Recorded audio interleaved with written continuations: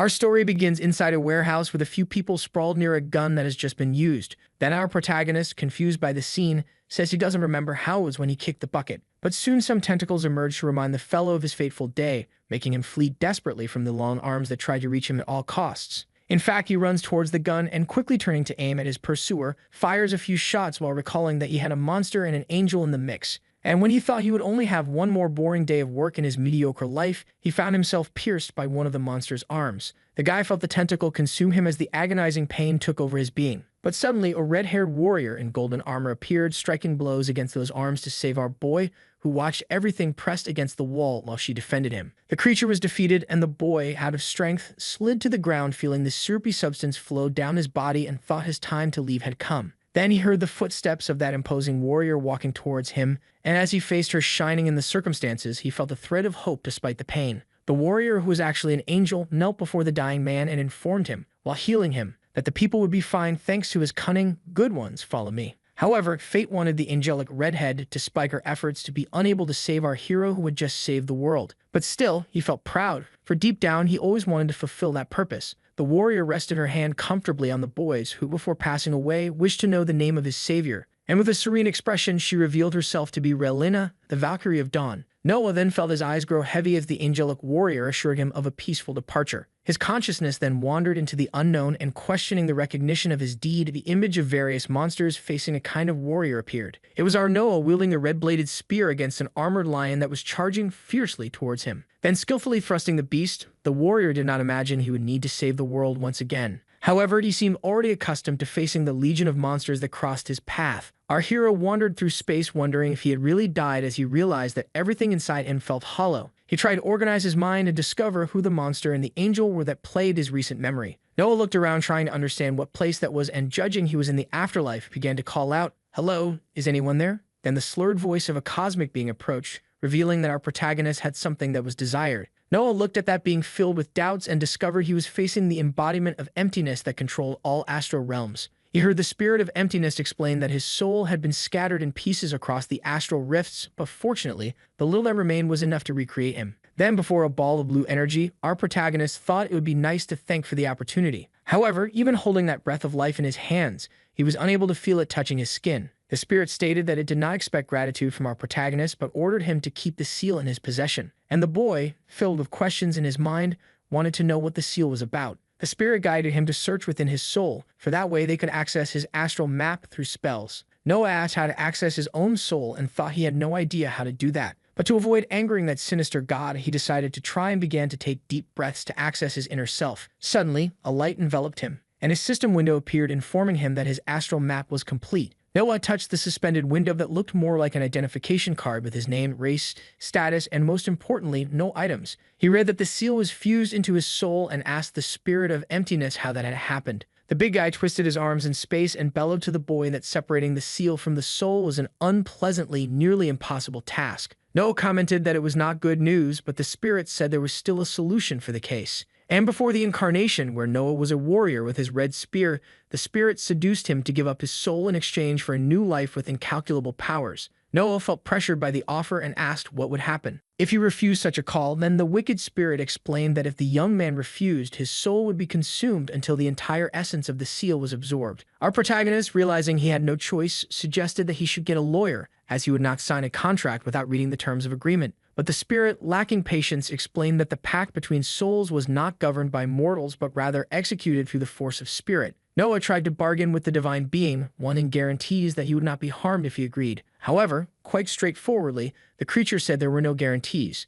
Then the system reappeared with the message of the agreement, and our protagonist realized that with each passing second, he was forgetting more and more of his past life. Noah was no longer sure of what his body was like or even of feeling alive, and with his finger hovering over the acceptance of the pact, he wondered what the price of such an agreement would be. Therefore, he decided to decline the offer, understanding that pacts with entities of the void could not be a good thing. Noah turned to the spirit and asked what was stopping him from just taking the seal, since the being was an all-powerful god. The voice of the creature echoed in the space as it said that Noah had a disconcerting soul and thus grabbed our young man with its dark tentacles. Noah felt himself suffocating in the embrace of the arms surrounding him, while the spirit's voice remained unyielding regarding his decision. The divine being extended its hands, from which the tentacle threads emerged that bound Noah's body, who was tirelessly trying to escape its grasp. The two stared at each other, and Noah, undaunted, heard the spirit say that it would make him a messiah after removing the seal from his soul. Suddenly, the system appeared with a new proposal for Noah, indicating that he could accept to be the so-called messiah of the creature that commands the void. But the young man, furious, replied that he would not accept any agreement made by the cosmic being. Noah saw his astral body being consumed little by little by the creature's arms, which seemed intrigued by the young man's resistance to the offer of becoming a god among mortals. Our protagonist shouted, determined that he would never bow to a monster, and the spirit tried once more, asking what was necessary for the young man to yield. Then the tentacles were undone, and Noah, nearly asphyxiated, remembered the divine being's words about strong spirits being capable of controlling the pact. The young man rose and proposed that if he himself controlled the pact, he would never go against the god of the void. But the spirit saw no benefits in this agreement, judging that it would only take a snap of its fingers to remove Noah's existence from eternity. And the young man, eloquent, incited that the all-powerful had not done so yet because, in truth, it was incapable of performing such a feat. The hooded figure let out a laugh at the recklessness of the mortal who believed himself superior to its cosmic and phenomenal powers. And out of nowhere, it invoked an agreement without consent that our protagonist would become one born of the void, thus beginning the transformation. Noah shouted indignantly as the being's voice declared that his soul was bound to the void forever. And when the system confirmed Noah's rebirth, the dark voice of the incarnation of the void echoed curiously to know how the young man would use his new powers. Noah felt his body being sucked in as if he were entering a black hole, and thus he arrived at a temple where hooded men were performing a ritual to invoke the Lord of the Abyss. As those voices echoed repeatedly in invocation, our young man rose somewhat dazed, wanting to know what had happened, and the monks were incredulous to realize that the Lord of the Abyss was capable of uttering words, until a bald warrior appeared dragging something, and the frenzied monks began to praise the Lord of the Abyss again. Noah then saw a gagged woman being thrown at his feet while those present claimed to be honored by his presence, and upon realizing that she was an offering, our young man expressed a look of indignation. The executioner drew his swords from their sheath, and Noah, frozen, watched the scene not knowing what to do. The young man felt sweat trickling down his face, aware that he needed more information. Then he opened the system to check his abilities, and a message appeared about the current mission, where he was to flee from those unfamiliar faces. Indignant, our protagonist rose and began to pat himself down, questioning whether he had become some kind of elemental ancestor. He looked at the monks and demanded answers about where he was, which left the religious figures profusely anxious.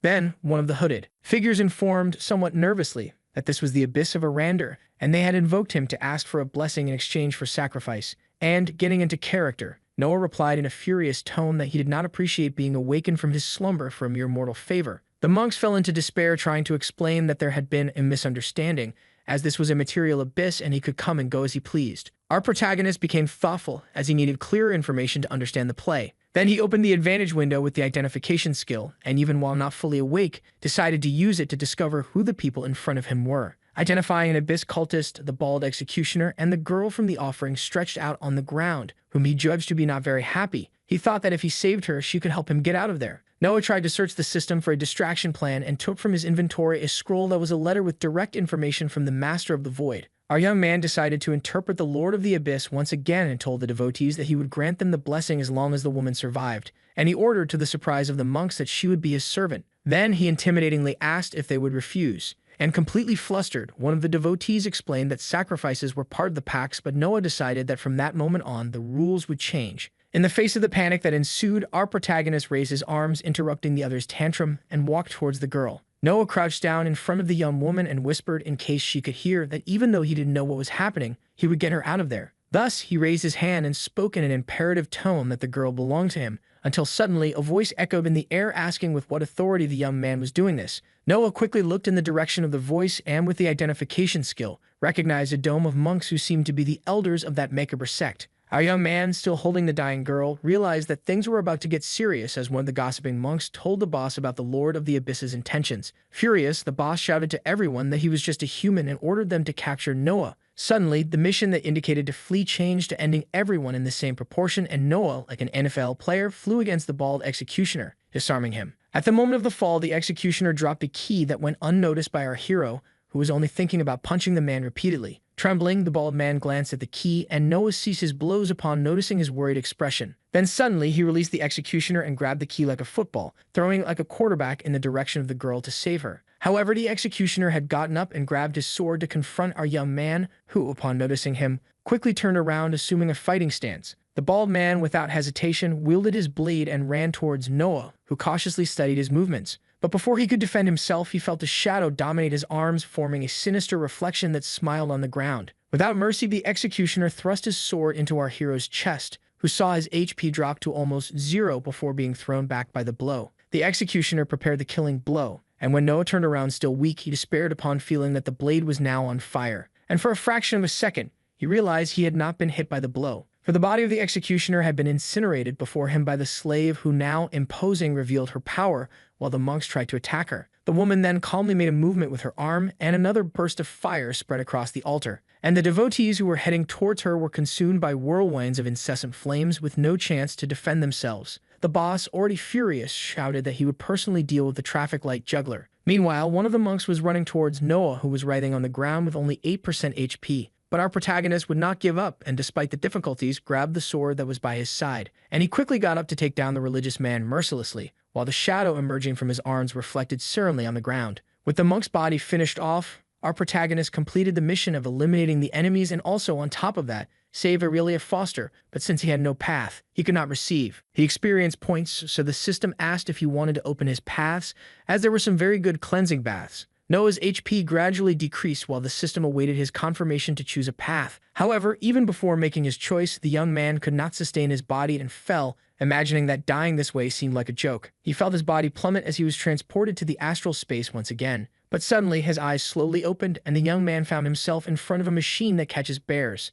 And when he looked around, he realized he had woken up inside a game store. Then he noticed a guy with glasses commenting that he was waiting for him. He was a store employee with a badge that read Dylan and waved to our protagonist. Noah promptly wanted to know who the guy was as well as what new place he was in. But Dylan asked if by any chance our guy was another emissary of the void who was there to mess up the shift again. Noah didn't know how to respond, and sensing our protag's nervousness, the store employee decided to explain what was going on around there. He introduced himself as Dylan but emphasized that wasn't his last name since Noah's subconscious didn't want to give him one. Our guy crossed his arms without remorse for that, and Dylan revealed that he represented the void of his astral space due to the established pact. Noah casually walked over to an arcade machine and deduced that the whole place belonged to his astral map. The game screen lit up, congratulating Noah for receiving a prize diamond that would grant him 3 paths at once, and wanted to know more about his astral map. Dylan explained that the map was part of Noah's soul and that it was a magical manifestation, but deep down he felt anger because humans never know anything. The representative of the Void also revealed that the store referenced Noah's ancestry and asked if the place felt familiar to him. With a nostalgic expression, Noah commented that it really reminded him of his childhood, and while unleashing a Hadouken, wanted to understand the purpose of being there at that moment. Dylan also didn't have the answer as it wasn't his job, but he judged that the guy was there for some special circumstance, so he suggested he press start. The game screen entered astral fight mode, and upon accessing the character in use, detected some anomalies with past lives, but it offered some classes for Noah to choose up to 3 if he wanted, and the guy became curious about how to choose his path. Dylan explained that our hero had 4 attributes: strength, constitution, agility, and magic. These were responsible for the aspects of his abilities, and in front of the machine, showed that the paths increased the attributes, making him stronger. However, high paths could generate potential blockages, so Dylan decided to show in practice if the guy chose to be a warrior, for example. The path would always give him attribute rewards upon leveling up, but they would be quite common. And passing through other classes like fighter, artist, or rogue, Dylan showed that they would all be very similar. The employee informed that there were more options in other machines, and Noah agreed to check since he found the first one a bit dull. The guy with glasses stopped in front of a healing-focused arcade and mentioned that it was very important, so Noah decided to take a look. Observing the possibilities, our hero commented that he almost died before getting there and asked if next time he would be healed if he chose that path. Dylan explained that, in fact, when you die, time passes more slowly until the new awakening, and with the healing path, Noah would have a few extra minutes to try to survive. Listening to the guidance, our protagonist paused curiously about a path called Exsanguinator, where he could drain the blood from enemies to heal or harm at his leisure. Noah seemed to enjoy the ability, and Dylan, who agreed, commented that it was true healing through suffering. Determined, our guy took the path, and now only 2 remained. Dylan followed Noah's choices until he pointed to a path he deemed important for our guy. It was the path of Herald of the Void, but despite granting endless darkness in the material world, Noah had no interest in being anyone's puppet, despite the pact. Noah continued to search for the path at a leisurely pace until he found the interesting Astral Wanderer, which allowed him to roam between realms beyond the Void, as well as the Void Hunter, which granted him the instinct to hunt anything that appeared in his way. Thus, our hero selected his 3 classes and quickly maneuvered the joystick to confirm his choices. Upon pressing start, Noah felt something change in his body, and shadows began to emerge from the walls, slowly consuming him completely. Noah felt a certain discomfort with that symbiosis, and Dylan, satisfied with the scene, commented that the process could be a bit agonizing.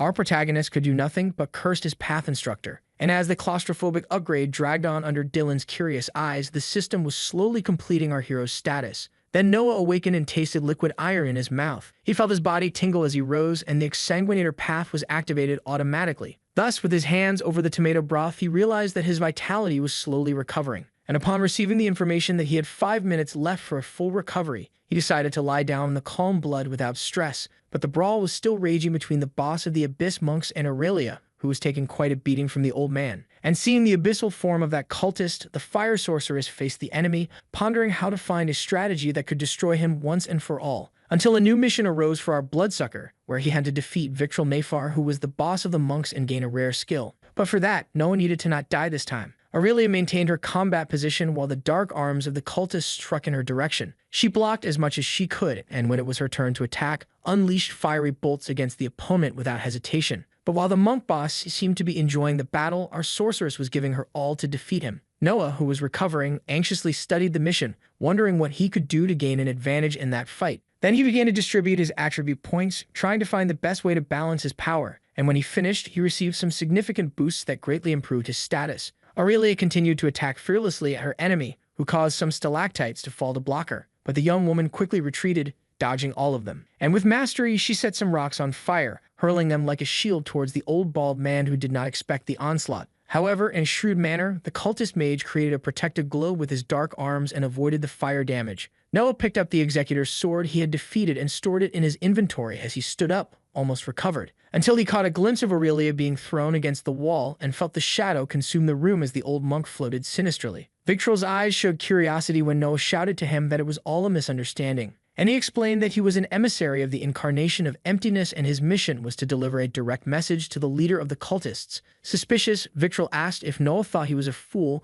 but the young man tried to be convincing, extending his hand with the scroll to the old man, and informed him that the emptiness had sent a response for his devotion. Victril stared at the document for a few seconds, and Noah waited for the reading to bring something positive. But the old man became even more furious, considering that lying about the incarnation of emptiness was the greatest heresy. Noah then realized that the strategy had failed and used the astral wanderer's path for the first time, and he disappeared before Victril, who was attacking him with his long dark arms. Our protagonist seemed to levitate in another dimension where everything around him presented a different hue. Then he quickly opened his inventory to take out the longsword he had taken from the executor and, without hesitation, hurled it at the old man with all his strength. Victril felt the blade stab him at shoulder height, and Noah slid to prepare for the next attack. And while the old man tried to pull the sword lodged in his heart, the young man shouted for Aurelia to set the playground on fire. The sorceress then grabbed the monk boss and hurled him with a fury that seemed to have been stored inside her for centuries. Victril, with no chance of defense, crashed against the rocks of the wall as the blade sank deeper into his flesh.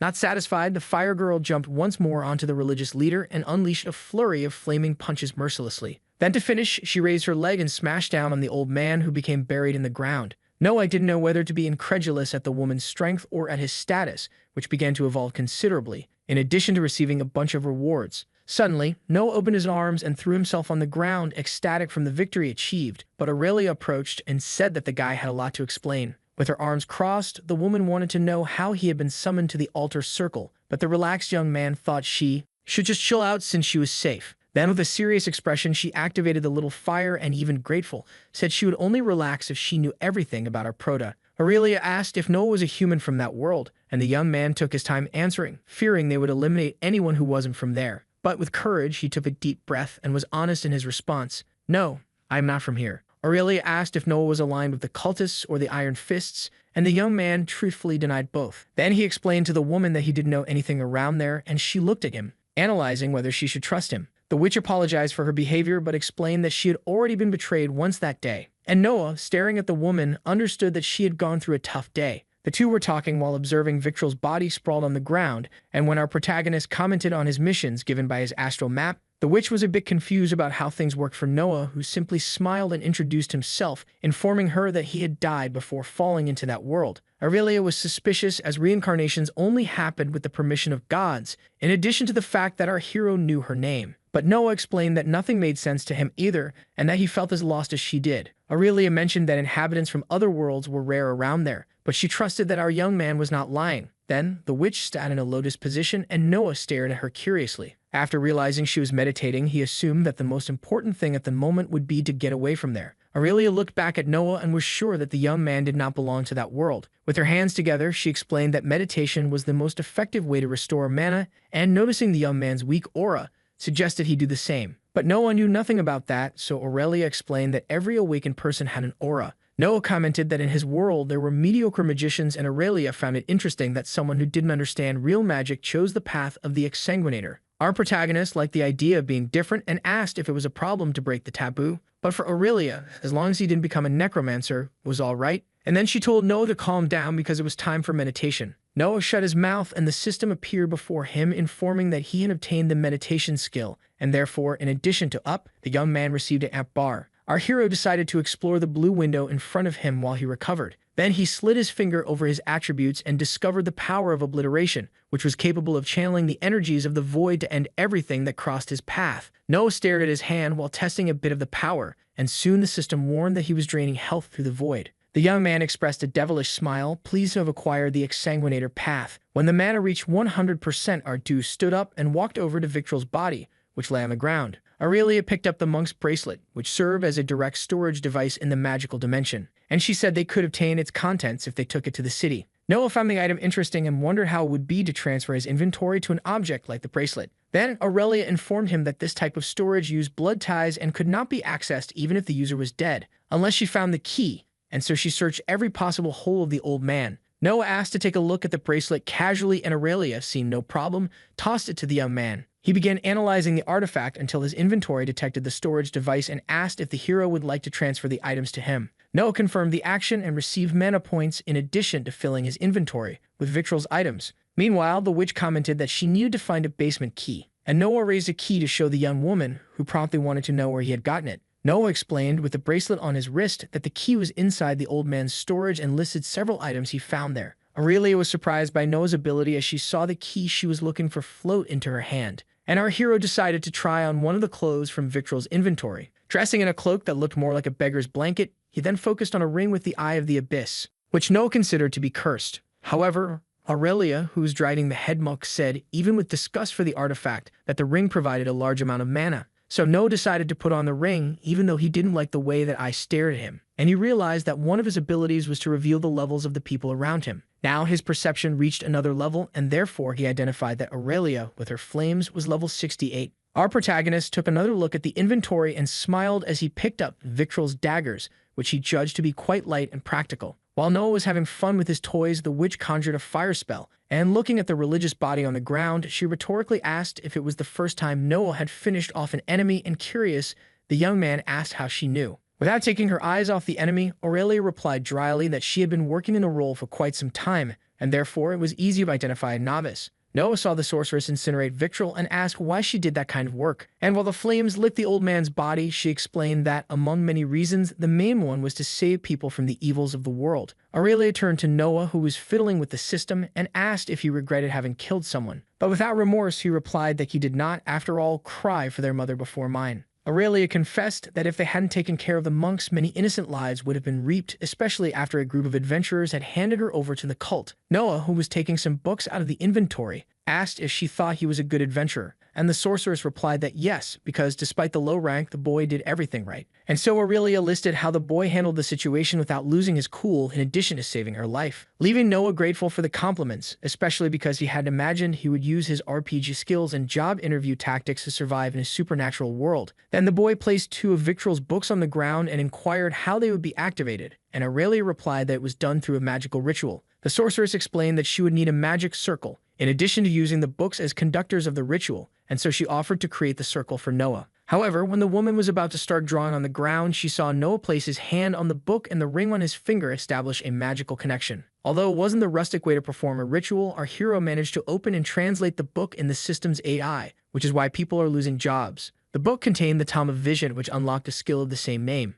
Then Noah stretched out his finger to confirm the use of the skill without hesitation. The system asked which path Noah would like to link the Tome of Vision to, and the boy, although tempted to use it on the exsanguinator, used the skill with the path of the Void Hunter, and thus the Sinister Ring temporarily increased the class level to 3, enabling on Noah's forehead a mystical eye that shone brightly. And when Noah opened his eyes, he excitedly noticed that his vision was in high definition. Then, gazing at Aurelia, he commented that he could see her mana, but the sorceress explained that, in fact, the protagonist was able to see people's auras. Looking at his own hands, he noticed his own aura flowing intensely, and he decided to take the second book, which contained the Talmud Affliction. The boy linked this time the power with the path of the exsanguinator and saw a red torrent float between him and the book, unlocking the bleed skill. Noah read aloud to Aurelia that this skill allowed him to inflict bleeding on his enemies as well as use it on weapons, and he discovered that he should eat a level F mana stone. Then Aurelia advised him not to ingest anything above that, as he would suffer from mana poisoning. With her hand on her bicep, the sorceress explained that 2 levels above he would become strong for a time,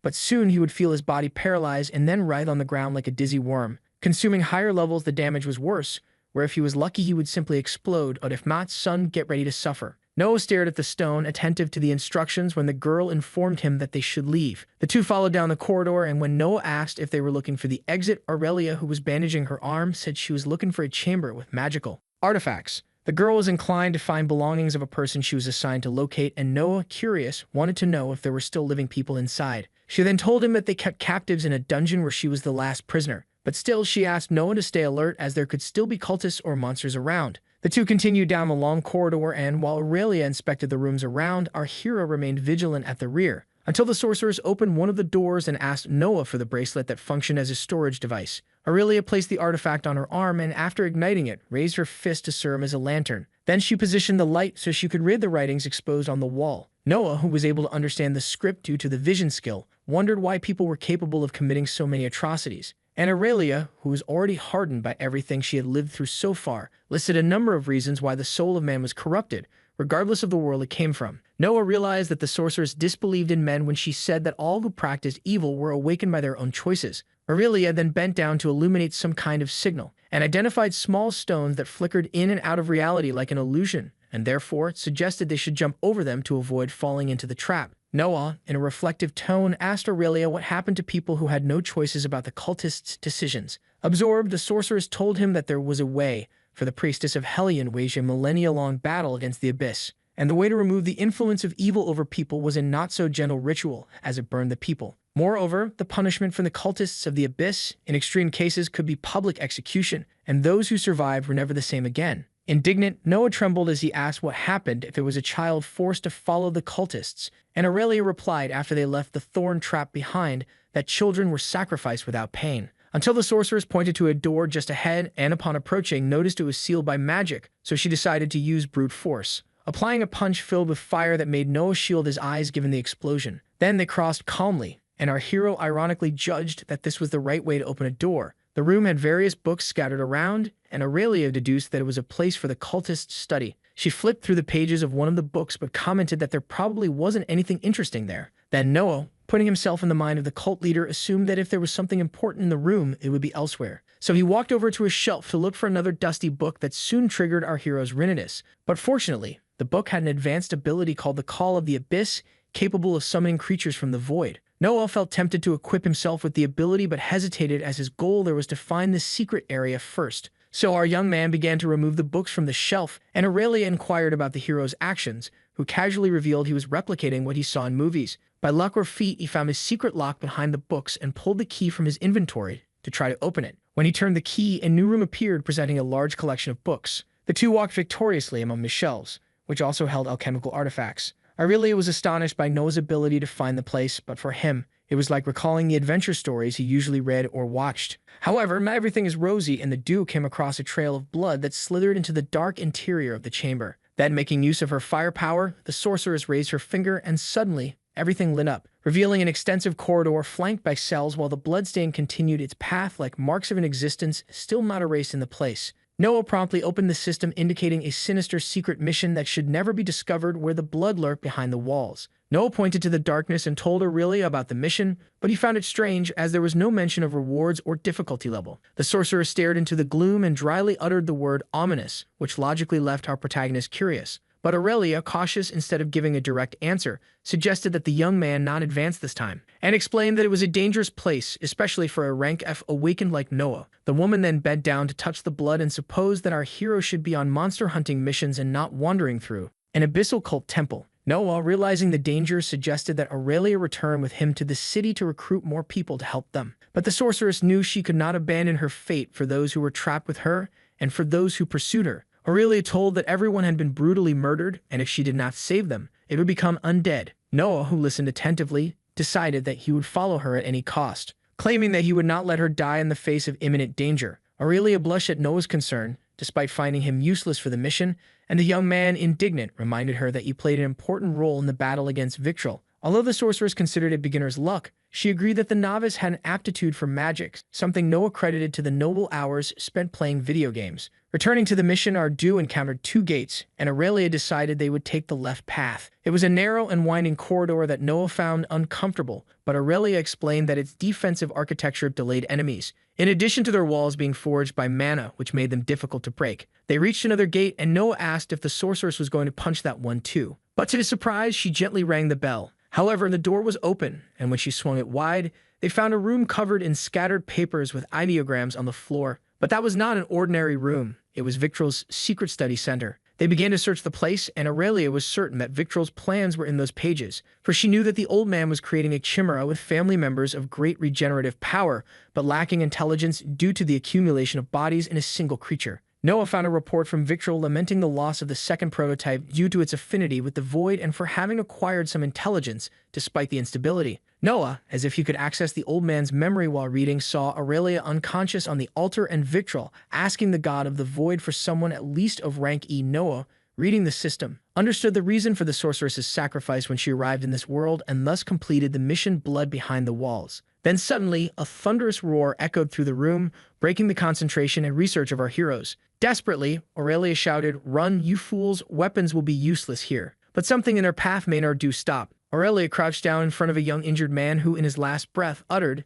"This saddens the master." Then Noah and Aurelia saw the silhouette of a monster trapped in a cage. And with a little more light, they could identify a bizarre experiment that the system identified as the horror of grafted flesh. Aurelia commented, almost as a layman, that the people composing the structure of that creature were the prisoners who had been incarcerated with her. Ardu sighed in relief when they realized that the monster had not noticed them. But suddenly, one of the bodies trapped in the creature pointed at the heroes upon identifying the Master Ring, and Noah realized it was Victrol's artifact on his finger. The monster, enraged, broke the bars, and Aurelia conjured the most potent flame in her hands, shouting, "You shall not pass." Noah quickly jumped back, identifying the system, the new mission to escape from the creature eager to avenge its master's death. And the monster charged at our hero, who dodged while shouting that they should flee from there. But the chimera repeated that its intent was to kill and avenge. Then it lunged again and lassoed Noah's foot with its tongue. Our hero found himself hanging upside down and quickly activated the blink ability, but due to his position, he couldn't use it as his aura was suppressed. Until Aurelia's fire appeared, literally licking the monster's tongue,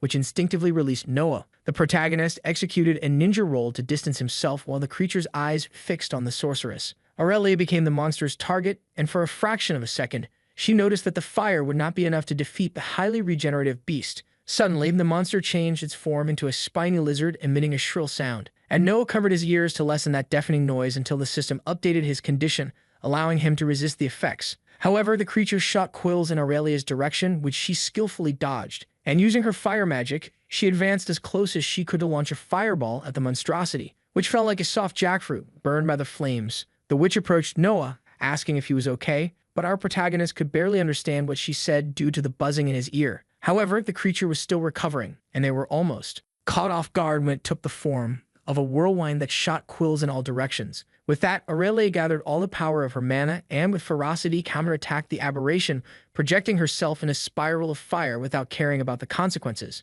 The sorceress crossed through the whirlwind and with the fist that wore the bracelet, struck another blast directly at the creature's body, which fell lifeless as she distanced herself with a double backflip. The bodies accumulated in the monster began to moan as their flesh was toasted, and Noah, watching everything from afar, was paralyzed upon realizing that the souls present there were pleading for help. Aurelia closed her eyes as she concentrated to gather the maximum energy of her mana. Then she raised her arms, conjuring a massive torrent of fire that incinerated the chimera from end to end. Noah realized, incredulous, that the creature was still not dead, and thus maintained his fighting stance. The voices of the chimera's bodies echoed the pain of the burn until suddenly a small horn began to emerge from the agglomerated flesh, transcending into a massive dragon wing. The creature changed its form again into a horrendous and larger beast with sharp teeth, letting out another deafening scream. The system identified it as the ghostly whale, to which Noah partially resisted the effects, Our hero fell to the ground, dazed, receiving psychic damage from terror that considerably reduced several of his skills and attributes. Meanwhile, the Chimera shaped itself into another disgusting being with its power of vicissitude and charged at Noah, who quickly activated the blink ability from the Astral Wanderer's path and dodged the impact.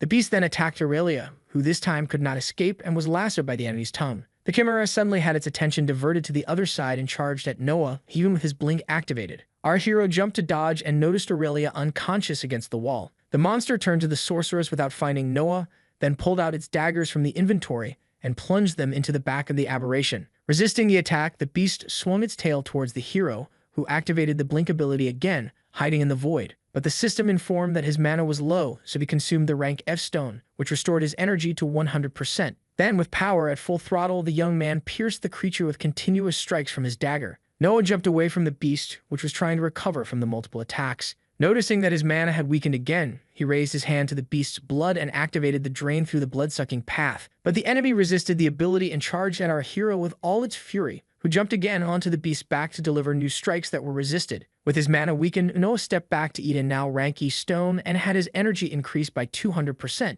With the blink activated much more powerfully, Noah also saw his attributes rise considerably. The hero could not miss this opportunity and therefore charged at the beast, unleashing the obliteration power. Noah danced over the beast and, avoiding its jaws, pierced it fiercely again with his daggers. There were so many attacks that his evolution jumped to level 3 of the skills in use. Feeling the power increase, the young man focused and delivered the final blow, certain that this time he would defeat that voracious enemy. But he felt the effect of the rank E stone fade and became desperate, as nothing he did was enough to defeat that creature, which launched its tongue again to wrap Noah like a boa constrictor, immobilizing its prey. Things were going from bad to worse for our protagonist, who still had his partner unconscious, when suddenly, the creature swallowed him without ceremony. But the young man would not give up so easily, and inside the belly of the beast, activated several abilities to recover his energy, and tore the creature from the inside out as if it were a sirloin steak. This time it seemed to work, as the Chimera lay sprawled on the ground with its tongue motionless while Noah emerged from its interior exhausted. The faces that made up the monster showed themselves alive, and Noah wiped his face covered in berry juice,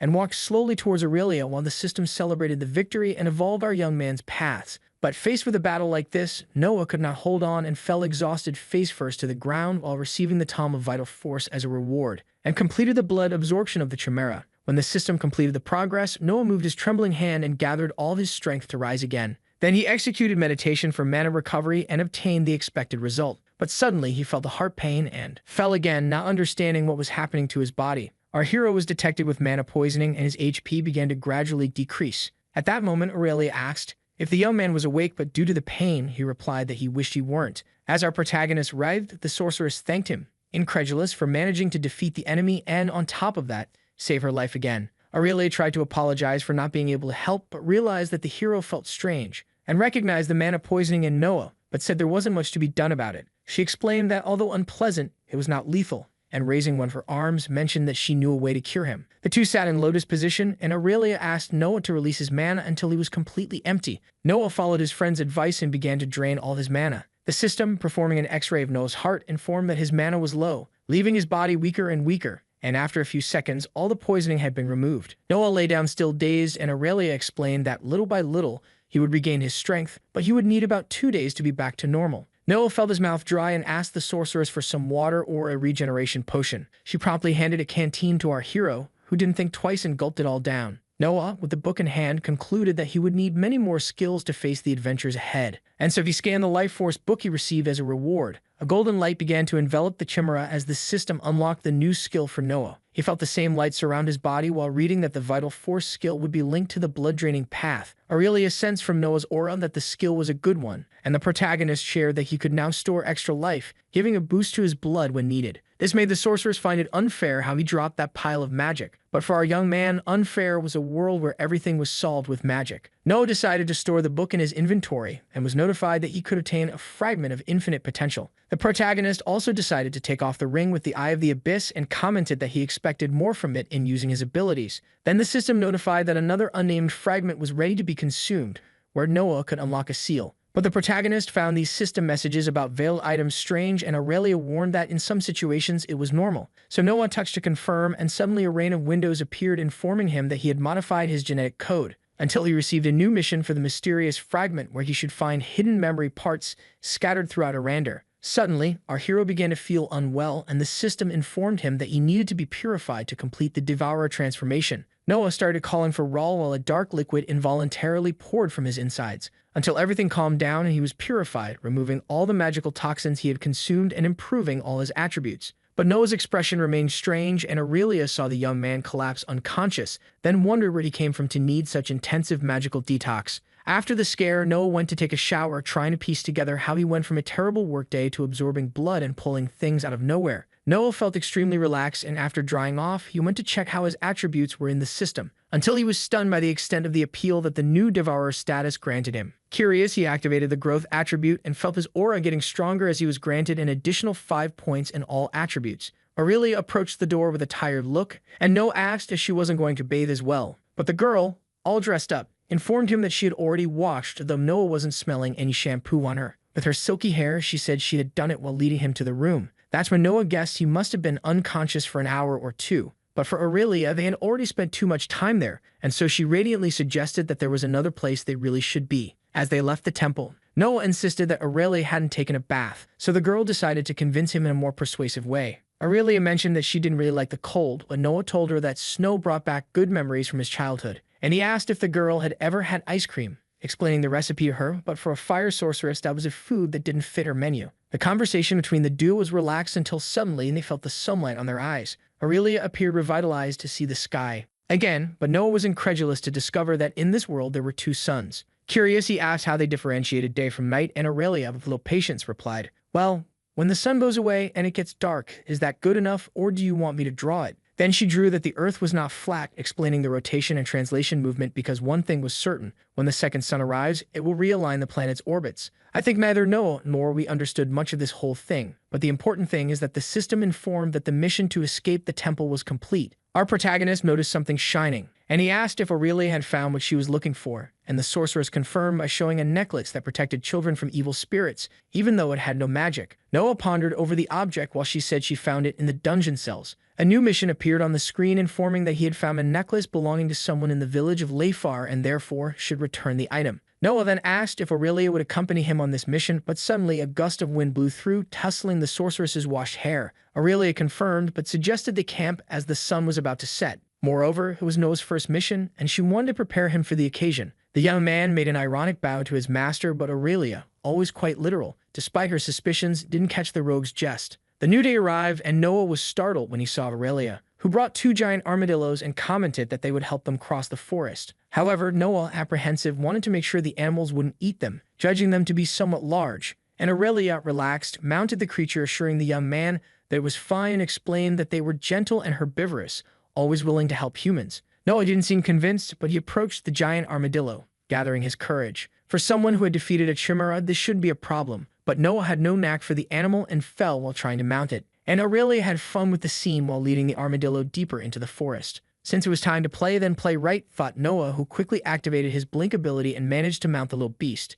The armadillo began to shake, and Noah, still not understanding the reins, ordered the creature to follow the other. It was easy. Aurelia then explained that he should hold on tight, and when he did, the creature took off with the sorceress in pursuit. The animals climbed the tree, and Noah couldn't hold on. Aurelia only saw the young man in free fall activate his blink again and grab onto the first branch that appeared in front of him. But to Noah's luck, the branch broke, and he fell chin first onto another one a bit lower, eliciting laughter from Aurelia. The armadillo, very empathetic, approached our hero and gave him a lick to console him. Aurelia was having fun, and for the first time perhaps in a long time, a genuine smile shaped her face. The two continued their journey, jumping over branches as if they were free spirits of nature. Noah was radiant and commented that he felt like he was flying on dragons again, and Aurelia showed curiosity as she thought that in the hero's world there was no magic. Noah explained that there were many coming from books, movies, and legends, but not that they were real. And he told her that in his world the closest they got to dragons were dinosaurs, but they went extinct millions of years before humanity. Aurelia deduced that the dinos were not like the ancient dragons that destroyed everything in their path, even though they hadn't appeared for centuries, turning them into myths. But for the sorceress, they were myths fabricated by the strong elite of awakened ones who wanted to cover up their cowardly attacks against the population, which to Noah sounded more like an Illuminati-type conspiracy. Noah asked if Aurelia believed in dragons, and for her, having seen the most diverse creatures, they were the kind of monster that overshadowed even the strongest adventurers. They continued their musings about the existence of dragons, and Noah had the feeling that he had experienced that conversation before, but couldn't recall when. Suddenly, Aurelia sped up and said they would soon need to continue on solid ground, and Noah asked how far the village of Lefar was. The sorceress informed that they would arrive in 4 hours and therefore decided to tell a bit more about Arander to the young man. Ardu rode along a road until voices alerted them to the presence of adventurers. Noah and Aurelia seemed surprised by the warm reception the local people gave them, and the young man asked if people usually treated them like this. But the sorceress, with a bland expression, replied that only in small villages. As they followed the main road, our protagonist's ego flared up, and he thought it would be interesting to live a day as a hero. Watching the people applaud his triumphant entrance, they arrived at an inn, and Aurelia asked an employee to take care of the armadillos, offering as a reward a small leather pouch containing mana stones. The boy, who was no fool, decided to check to confirm if they were real and thus led the animals away. But Noah, who found the sorceress generous, learned from her that helping a worker with a tip always pays off in any respectable universe. Aurelia took advantage of the conversation to suggest that Noah remain discreet, and the young man asked if he would have problems. The sorceress replied that for adventurers who travel a lot, probably yes, but for a village on the outskirts, he was as important as a plant. And so she suggested upon entering the inn that if Noah kept to himself, he would raise fewer suspicions about his origin. The innkeeper welcomed our adventurers and asked how long they would like to stay in the village. Then Aurelia replied that it would only be 1 night while placing 2 mana crystals on the counter. The innkeeper handed over the key indicating the last room on the left on the 2nd floor. Aurelia stretched out her hand with the key to Noah as she had some things to do in the city. But our protagonist wanted to enjoy the stay and learn a bit more about the place full of outsiders who, for the first time, didn't want to kill him. The innkeeper looked astonished at the boy, who tried to apologize with gestures at Aurelia's disapproving gaze. Where did he not understand the part about being discreet? With some intimidating slaps on Noah's chest, the sorceress left, reminding him to be careful or he would see her again. And the innkeeper considered her quite rough as he watched her leave, but for our hero, that was the most interesting part of working with the tough girl. The man offered Noah a drink. Knowing that only idiots or adventurers come from the Lost Forest, he thought it would be the best remedy. And Noah, who was a bit worried since the magical detox, hesitated but decided to accept and wet his throat. Then the innkeeper shouted to the waitress, "Bring a mug for this man." Next, he wanted to know our protagonist's name and commented that he had a baby face. Noah took the mug and, following all of Aurelia's guidelines not to say otherwise, confessed that he had only awakened the day before, and of course the old man was left speechless. However, curious, the man asked while our hero downed the drink what he was doing with a ranky adventurer, warning that it wasn't worth dying to impress her. But Noah sighed contentedly as he felt the liquid in his throat, and he explained to the thick mustache that, in fact, he faced danger when he awakened, being lucky to find Aurelia to help him. The innkeeper extended his hand and introduced himself to Noah, who greeted him cordially. Suddenly, the system informed that Lorien was a warrior miner, but the man explained that he had retired after losing his magic in an accident. Noah, curious, asked what kinds of monsters he had faced, as he didn't know it was possible to lose abilities that way. Lorien recounted that he was on a mission to the north when something emerged from the depths and caught him off guard. He continued that a pearlescent and translucent thing paralyzed his group's movement, where 2 died, 1 lost an eye, and he was left without his mana.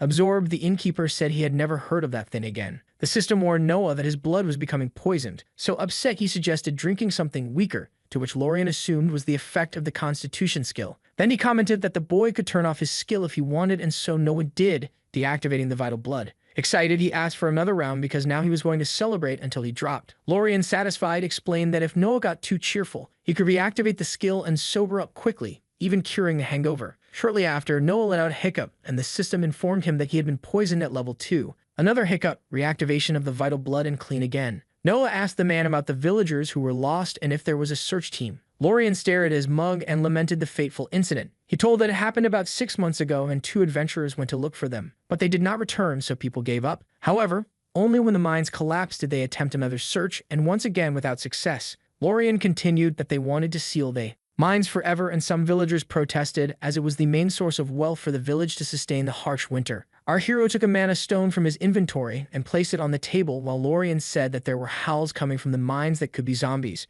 Noah left the tavern stretching and reflected on Lorien's words about the guild's involvement and a possible evacuation of the village if it were true. Then he decided to explore the place to observe the workings of that peaceful and hardworking society, until he heard 2 villagers discussing the mayor's order to close the mines even with the return of one of the adventurers. Everyone rushed to the town hall, and Noah entered right behind to check what was going on when he saw the mayor arguing with a miner. The dwarf shouted that he wouldn't let the mayor starve the town, and the man politically explained that his intention was to save lives without involving the guild. The mayor turned to the crowd that was gathering and said he was doing his best to ensure everyone's safety. Aurelia watched the speech until she was startled by Noah, who sneaked up quietly, but she whispered to the hero that she was there to find clues with the mayor about the adventurers who betrayed her. Noah suggested they help the people, and Aurelia, impatient, mentioned that was exactly what she was trying to do, what she needed to talk to the man. Noah shrugged and decided to teach the girl how to use her charisma skill. Aurelia was indignant at the audacity of the novice, who was making his way through the crowd, saying they didn't need to argue as everyone wanted the good of the population. And while insisting on a multilateral dialogue, the leader of the miners wanted to know who that insolent boy was, interrupting the conversation. Then Noah, with his insight, showed on his face that he had much to explain about himself. Aurelia watched anxiously as she heard the murmurs around her. Noah bowed and revealed himself to be a newly awakened adventurer who would solve the village's problems. He then calmly explained that they would need someone to go to the mine and come back alive, and he offered to take on the task. The miner leader crossed his arms and, skeptical, asked why the village should send a novice to die, and Noah promptly informed him that he wouldn't go alone, pointing to Aurelia, who, not wanting this exposure, nearly flew at the neck of the boastful protagonist. With no way to escape, the sorceress approached, saying she was a ranky adventurer and had been hired for a mission that could tie into the mine's problem. The mayor recognized Aurelia, recalling her previous group, so she said this matter was part of her mission, but she was willing to assist the village first. Seizing the opportunity, Noah interjected that they would logically need fair compensation. The mayor then showed himself to be cordial, asking what the price for the task would be, and Noah wanted to know if there was a ton of skills in the village. The city leader replied that he had one, but it wouldn't meet the boy's expectations, and thus suggested he go to the city of Windrest, where there was a greater influence in equipment for adventurers. Aurelia commented that it was the city that would go to next, but for the current mission, a level D mana stone and 2 horses would be sufficient. The dwarf leader of the miners said he would join the heroes, as he knew that mine like the back of his hand. Noah shook the mayor's hand for the deal made, and the system soon updated his next mission with medium difficulty. After the agreement, Aurelia asked for the floor from Noah and approached the mayor to take care of her personal matters. In the end, the protagonist was right. The curious dwarf asked Noah where he came from, as in his understanding he was too old for a newly awakened. Noah told him he came from a world where there was no magic, being the only one who had recently had the chance to awaken a path. And for that reason, the miner asked if he came from the Dead Zone, which were the worlds without mana, where the inhabitants drained the life from everything that existed in their devastated lands. Noah said that in his world there were some coexistence problems, but nothing that could be compared to a dead zone. The dwarf then commented that regardless of anything, if the boy indeed solved the mine's problem, he would be doing a great favor for the village. Noah extended his hand to greet the miner, who returned the gesture, promising to meet him the next morning. Aurelia approached with the information that the group they were looking for might be in Windrest, and she had also secured Noah's registration at the Adventurers Guild. Convinced, the fire sorceress wanted to do this quickly, and Noah felt that the girl had a plan. When evening fell, Ardu followed the road to deliver the necklace they had found in the cultists' temple. They arrived at a house, and Noah knocked on the door several times, until an elderly woman opened, hopeful, thinking that a certain Pierce had returned. But her expression changed when Aurelia showed the necklace and asked if it belonged to her. However, the artifact was Pierce's, and with tears in her eyes, the old woman asked if the adventurers had found him as well. But Aurelia, regretful, shook her head negatively, and the lady clutched the necklace against her body in lament. Aurelia comforted the woman, who was trembling profusely, when another young girl appeared at the door. Our heroes were invited in, and sitting in the living room, they saw the daughter comforting her mother over the invaluable loss. The young woman thanked them for returning with the necklace, as she felt it would help them move on, but she warned that they had no money to pay for the service, and Noah asked the family not to worry, as they would continue the search for the mine. Aurelia felt guilty for not being able to do more, and Noah, feeling the sorceress's pain, comforted her with a hand on her shoulders. Ardu, having nothing more to do, said their goodbyes and stood up to leave, and the elderly woman suddenly asked them to wait. She clutched the necklace and sought any information from our heroes about her son's death. Then Aurelia firmly revealed that many people from the villages had been captured by the Abyss cultists, who performed blood rituals, and she recounted that she and her companions nearly died, but if it weren't for Noah saving her, she wouldn't have escaped. But she mentioned that while searching for survivors in the dungeons, they found Pierce's necklace. The elderly woman with a cold gaze asked if our heroes had dealt with the cultists, and Noah coldly replied that he finished them one by one. The old mother recalled that the boy was only 14 years old and had always been very reckless, running through the mines and forests to hunt monsters. She confessed that she had been waiting for this day, as her father was also an adventurer, and although marriage had taken him away from adventures, they had never left him. In front of the man's photo, she said that her son had the same desires as his father, and no matter how much she tried to convince him to reconsider, she knew she would overshadow the true longings of his heart. But the woman wanted to know why adventurers were like that, and both Noah and Aurelia remained silent for a few seconds, until our protagonist spoke that he just wanted to survive in an unknown world and escape his past, but suddenly felt good with all the adrenaline. Noah looked at his hands and revealed that magic was addictive, and that's why he wanted to explore this new world. Pierce's sister then inquired about what Noah meant by a new world, and when he was about to spill the beans that he wasn't from there, Aurelia nudged him to keep it low-key. The elderly woman approached Noah and handed him the necklace, imagining that this would be her son's wish. Then our young man promised to keep it as a treasure, and thus the mission of the lost memory was completed. Our heroes said their goodbyes, and as the day was ending, Aurelia suggested they go to sleep. But Noah commented that he needed to eat, as he wouldn't go hunting monsters on an empty stomach. This made the sorceress smile and reveal that if she didn't know our hero, she would think he had some experience as an adventurer. So they returned to the inn to prepare for the new day in the mines. Near the mine, the dwarf explained that initially, the place would be a dungeon, but something in the chamber formations killed its core, leaving it just a shell. Noah, confused, asked if dungeons could die, and the dwarf explained that if the core was eliminated, it was possible, although he considered it a great foolishness to do so. A domesticated dungeon was the most precious resource one could have, so many kingdoms were founded above these locations. Aurelia speculated that it might be a zombie dungeon as it was a national threat and all guilds should work to eradicate them. But for the dwarf, it was just a typical dungeon of a certain land. They arrived at the entrance and Noah thought he could shorten the path by using his obliteration ability. However, they acted traditionally and got to work with pickaxes. After breaking all the rocks, Noah asked if the dwarf used any ability, but he replied that decades of experience and some skill were enough. As they advanced through the mine, Noah was surprised by the mana stones embedded in the wall, and the dwarf explained that since they hadn't mined for a long time, they had regenerated. Aurelia urged Noah not to lose focus as any danger could arise in that ancient dungeon. So our protagonist quickly pulled out his daggers from his inventory and stayed alert. On the track, the dwarf commented that there could be creatures moving around. Then they reached a massive gate and Aurelia, always vigilant, kept an eye on the rear. The dwarf explained while turning the door's locks that in the past, this was the main section of the mines. And when they entered, they could see several workers lying near their tools.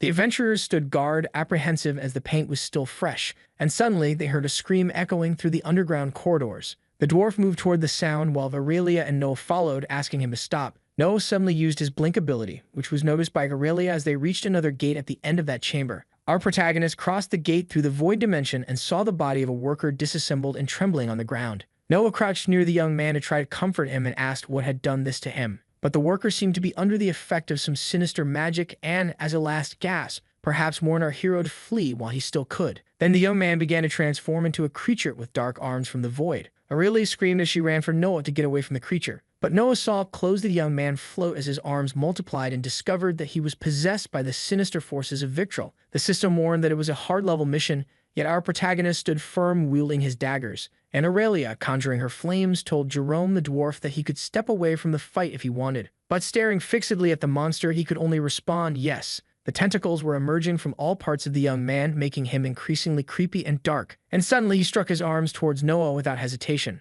Noah activated the blink while dodging, but noticed that the enemy could also inhabit the void. Until suddenly, he felt his scalp burn from the fire Hadouken projected by Aurelia. And when he realized there was only a wisp of what was once the creature left, but a dark liquid dripped close to Noah's face. And suddenly they realized that the creature had dodged and was attacking them from above. The beast advanced mercilessly in its werewolf Medusa form. And Noah, activating his blink again, began to fight it, thinking that if he didn't do something useful, he would be easily destroyed. Aurelia unleashed another burst of fire, but the monster blocked and snarled at the sorceress, flaunting its protruding tongue. The heroine maintained her stance until she saw a rock on a pillar. With her fire magic, she lifted the rock, igniting it until it transformed into a comet, and she shot it towards the enemy with all her strength, which this time felt the blow. Then Noah ran towards the fallen creature, for that was his chance to eliminate it once and for all. He plunged the daggers mercilessly, and his eyes began to turn red due to the blood-draining ability he applied to the creature. But still, the monster tried to retaliate, and Noah had to retreat to avoid being hit. However, our protagonist, while draining the enemy's blood, was inflicted with necrosis poison and began to receive blows from the enemy without being able to protect himself. Then Noah vanished again into the void, and Aurelia waved her arms to draw the monster's attention. But the blood betrayed our hero's position, who, wounded, had his EP reduced to 7%, until he received a little resistance potion, and he returned to the fight, jumping like a frog and cutting the enemy's tentacles with his daggers. Aurelia concentrated her mana and fired another powerful blast at Victrol's servant, who fell once again, and our heroes needed to defeat it before another mutation occurred. The creature was still conscious, and Noah, activating the bleed on his daggers, ran to finish it off. Aurelia, fearful, shouted for him to come back, but it was too late. Our hero brought down his blades, cutting multiple tentacles of the enemy in a single strike. But the beast was tough, and even dazed, it retaliated with its poisoned arms. Then its eyes bulged, followed by an explosion that resulted in a purple and sinister glow. And when something bounced through the mines, the system reported critical damage and stun from the loss of a limb, but the vital blood restored up by 500%. Meanwhile, Noah kissed the ground, falling apart as if he had come out of a movie where being without a hand showed that the force was with you. He began to tremble, but instead of screaming upset about discovering who his father was, he tried to understand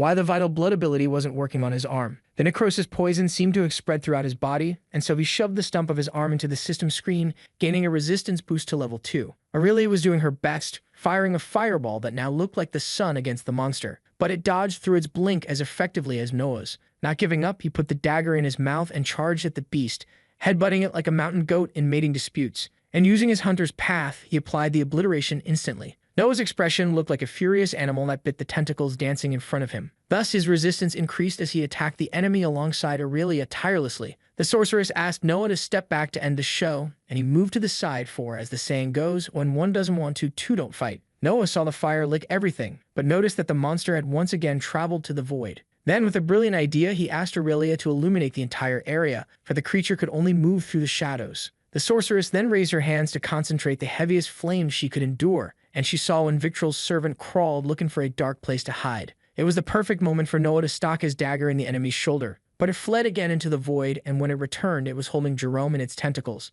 Our protagonist shouted for the dwarf not to bite the floating arms, and with a quick thought, pulled from the inventory the scroll that was the letter from the god of the void. The enemy stared at Noah, who began to speak in a guttural and dark voice about the artifact in his hands, for he was as bound to it as the monster. Noah's aura had changed as he activated the Born of the Void ability, and when he started to lecture about that commandment of chaos, the Medusa man threw Jerome and attacked Noah, who promptly prepared his dagger and thrust it, this time into his heart. At that moment, the enemy teleported again, with Aurelia indicating that it was his turn to attack and take that filthy fire. Noah found himself engulfed in flames while the weakened monster lay fallen before him. He walked slowly to the dying one, and the young man still alive inside pleaded for the end of his agony. Noah faced the monster and granted the request, draining its blood into a mana stone, thus removing all the poisoning. The young man thanked him and rested, generating several evolutions and rewards for our prota, in addition to acquiring a tome of abyssal summoning Sinister Bro. Noah looked sadly at the worker for having remained alive inside that monster, and Aurelia agreed that it was a tragic fate. The system asked if Noah would like to consume the abyssal creature he had just destroyed. He confirmed on the screen and knelt to absorb the soul and memory of that beast through his Devourer of the Abyss ability.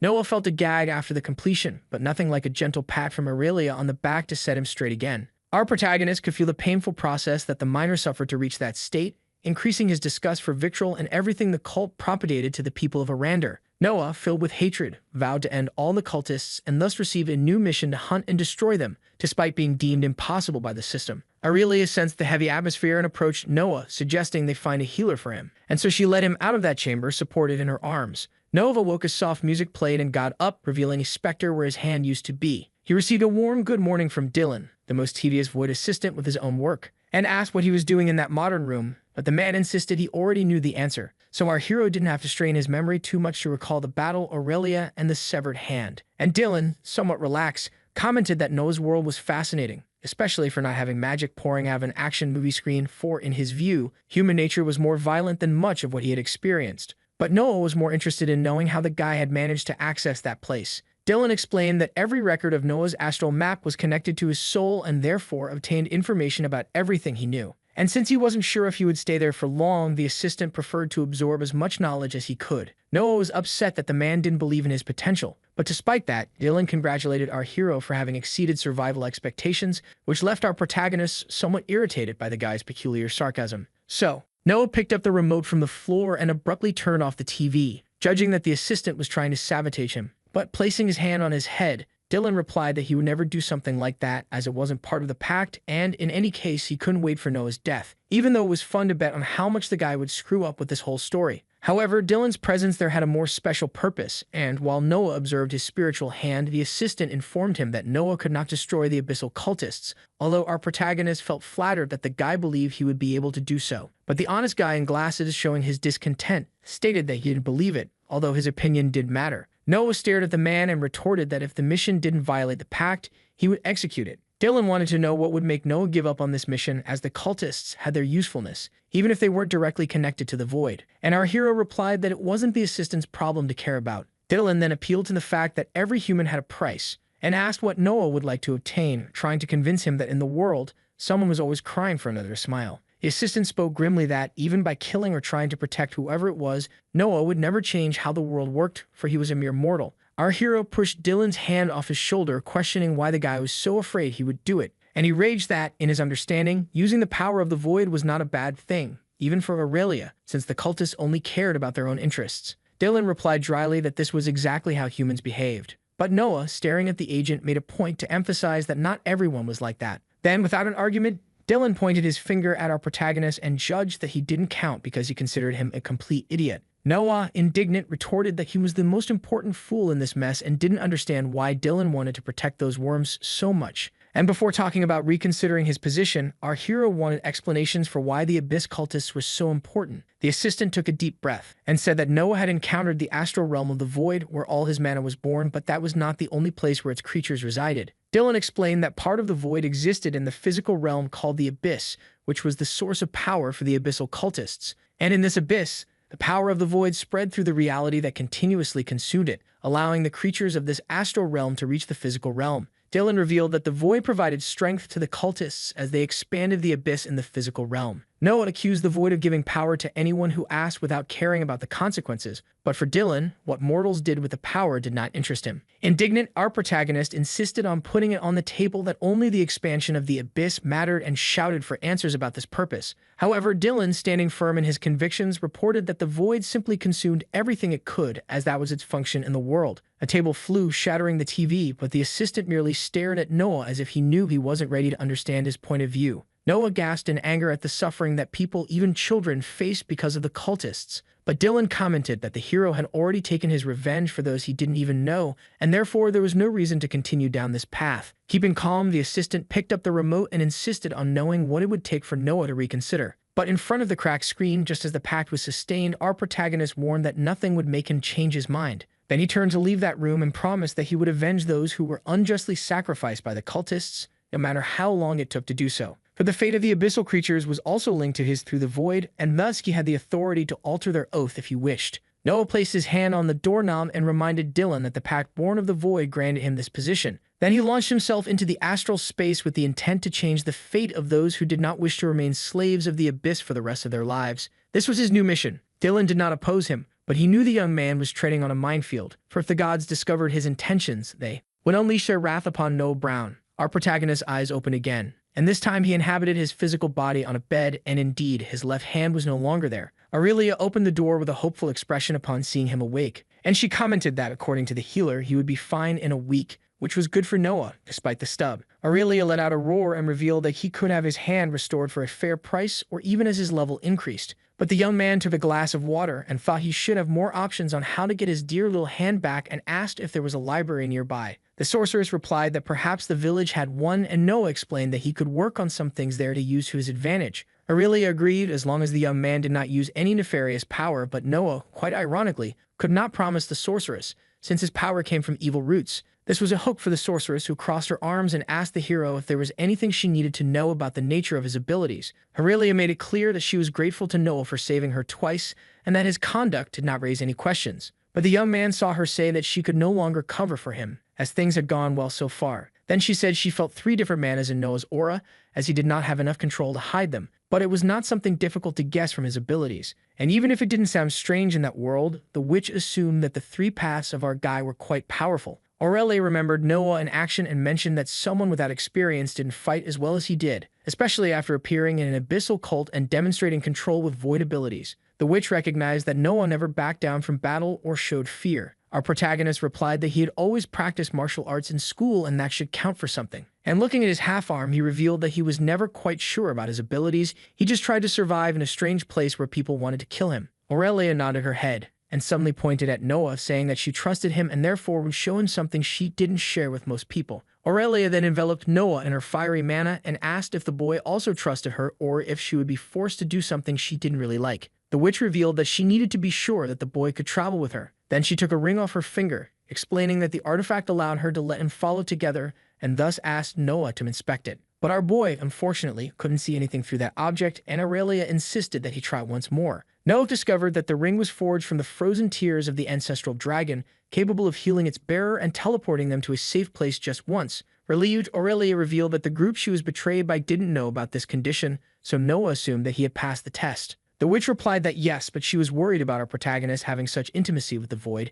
in addition to the sinister scroll he had used twice, and she even wondered if perhaps he was hiding something about his nature, but Noah asserted that he had been honest all along. However, Aurelia confessed that she still had her doubts about the boy, who suggested to her to use her lie detector whenever she needed, even though she didn't have one. Noah handed a mana stone to the witch and asked her to press it against her chest so she could know the nature of her mana. At that moment, a dark aura enveloped Noah as he said that the memories of his death seemed to have been erased. But he could tell Aurelia that he awakened in the void and for that reason received the paths and the scroll, even without intending to harm innocents. Aurelia asked Noah to swear standing that he was not lying, and when he repeated the words of the oath, a new mission screen appeared informing that he was now a man of his word. Noah felt a golden light rise above him, and soon after, Aurelia noticed that the stone had not broken, thus allowing her to fully trust the words of our honest boy. Noah was surprised by how the scheme of breaking the stone in a lie worked, and Aurelia told him that some aura masters could hide their nature, but it was difficult. Our boy felt much more relieved, so he decided to do something useful like changing the bandage, making the bed, and then he went for a carefree stroll around the village, until he arrived at the library and picked out some books that talked about how to restore arms. The idea of a mechanical arm stirred in his mind, so he studied a pretty crazy formula with void parasites and other nefarious things for the reconstruction of his arm. Upon closing the book, he realized that the process didn't explain whether he should use the parasite directly on his body, so he grabbed another book to learn more about the creatures he would be dealing with. Noah discovered that the parasites used the life force of the host to survive and to capture it. They needed to devour it. This ability was not a problem for him. After studying, Noah verified that he had the books for the reconstruction, as well as the necessary skills that granted him life force, so he decided to start the work. He left the library with the book under his arm and found Aurelia in a basement to begin the process. The boy placed the book, advanced on the abyss into the system, and gained level 25 experience on the subject. Then he took a mana crystal and drew a symbol on the ground. He even felt proud of his art while Aurelia observed the scribble somewhat startled. Noah positioned himself in the center of that circular mandala and opened another book while the void was invoked. The system also consumed the information from the abyssal tome, and the pages began to float around our protagonist, initiating the ritual. Moments before, in the void, the parasites floated in peace until a larger worm appeared and began to eat the little ones, poor things.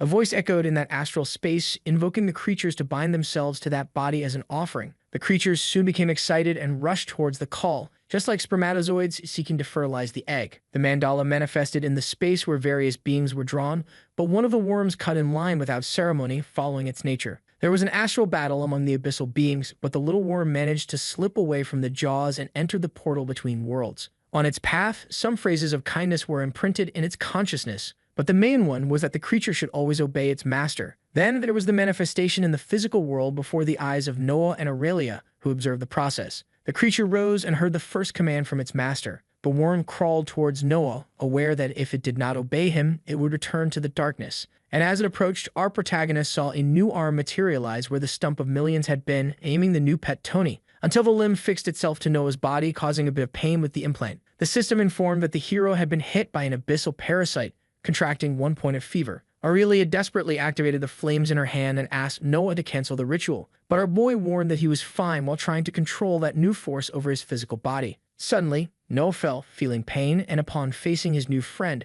revealed that his body was burning. Then he received an ability that allowed him to tolerate pain. However, the heat was so unbearable that he instinctively lifted his shirt. His arm began to merge with that dark energy, and his fever evolved to 2 points. Aurelia approached the boy, who looked more like a shrimp, and Noah explained that the parasite was feeding on his life force to heal his arm. Once again, his arm began to hurt intensely, and Noah deduced that he needed healing potions. Noah fell again and soon gained another evolution in his pain tolerance. Then he began to meditate to take control of the situation, which ensured another evolution in his tolerance. Noah behaved like a guru, breathing deeply to concentrate his strength in the symbiosis with the least pain possible, until everything calmed down and he could contemplate Tony his new arm without any illness, but he found it strange as he could not dominate the darkened limb. The fever was removed, and Aurelia handed the healing potion to the boy. He thanked her and drank the liquid while the sorceress asked if he felt better. Noah said he had no more pain and realized that Tony had not yet fully attached, so he decided not to move his arm for now. The clawed hand still emitted some remnants of the void's aura,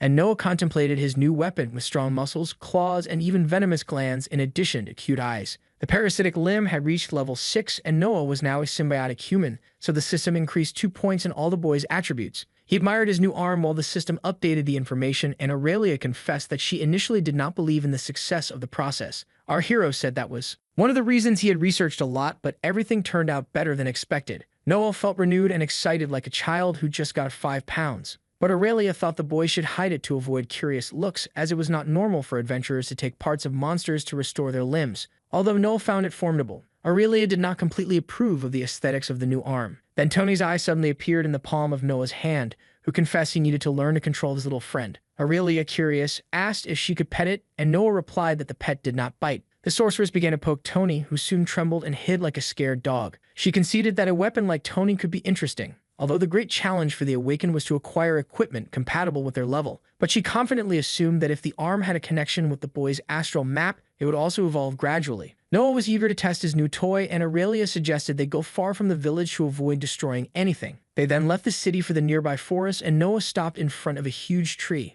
Our hero activated Tony's sinister aura and attacked the trunk several times with ferocity, which began to express a macabre semblance. And as if that weren't enough, he also added a bit of the poison that soon seeped into the trunk, marred by the blows dealt. Noah stared madly at his target with a look never seen before. Aurelia shouted, professing that Noah needed to learn to use the claws and that his movements were flawed with his left hand. However, the protagonist was relaxed and thought that Tony could help him improve his moves, as it was just an adaptation period. Noah was so silly with his toy that he couldn't stop laughing just by looking at it, and Aurelia couldn't understand how someone could be so happy using a void monster claw instead of a hand. But for Noah, it wasn't about magic, and he thought it was pretty cool that many rich people would pay a good amount to have an arm like that. Aurelia crossed her arms, not understanding the meaning of cool, so our protagonist explained various ways the sorcerers could use and abuse the term in a sentence. However, Aurelia insisted that Noah's world was quite strange, but the boy commented that where there were dragons was right there, come on. And trying to continue the argument about the strangeness of a winged being breathing fire,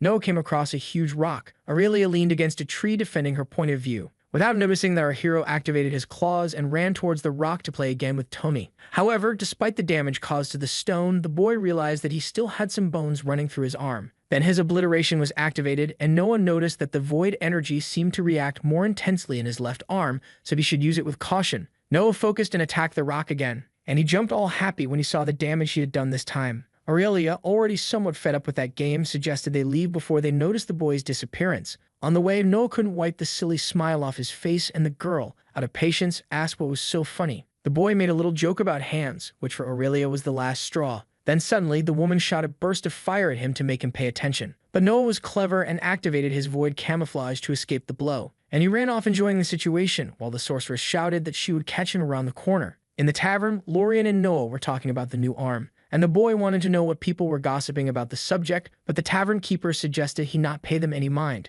However, Noah's ego was so inflated that he, smiling, commented that he liked the damage. He recounted that while taking a stroll, he heard the wildest assumptions from the villagers about how he got that beauty. Then, taking advantage of the mood, he gave the people a little scare to confirm their expectations, eliciting good laughs in that relaxed chat between the old man and the boy. Lorian asked how long Noah planned to stay in the village, and the protagonist replied that about 2 days until Aurelia organized the logistics. The man commented that he found it strange for the woman to be in charge, while Noah took a sip from his mug, knowing he couldn't turn off his life force because of Tony. But after refreshing his throat, he justified that it was better to have Aurelia in control than to end up getting lost and dying out there. Noah showed a list to Lorian and asked if he could help him with the items, but the man, indignant upon reading the content, asked if the protagonist wanted to summon a demon. However, he felt relieved when the boy explained that it was just for new skills, and he handed a mana stone to Lorian to get the items as soon as possible. The tavern keeper shook his head negatively, and Noah gave him more stones, promising him more by the end of the day. And so he left the inn with empty pockets but a smile on his face.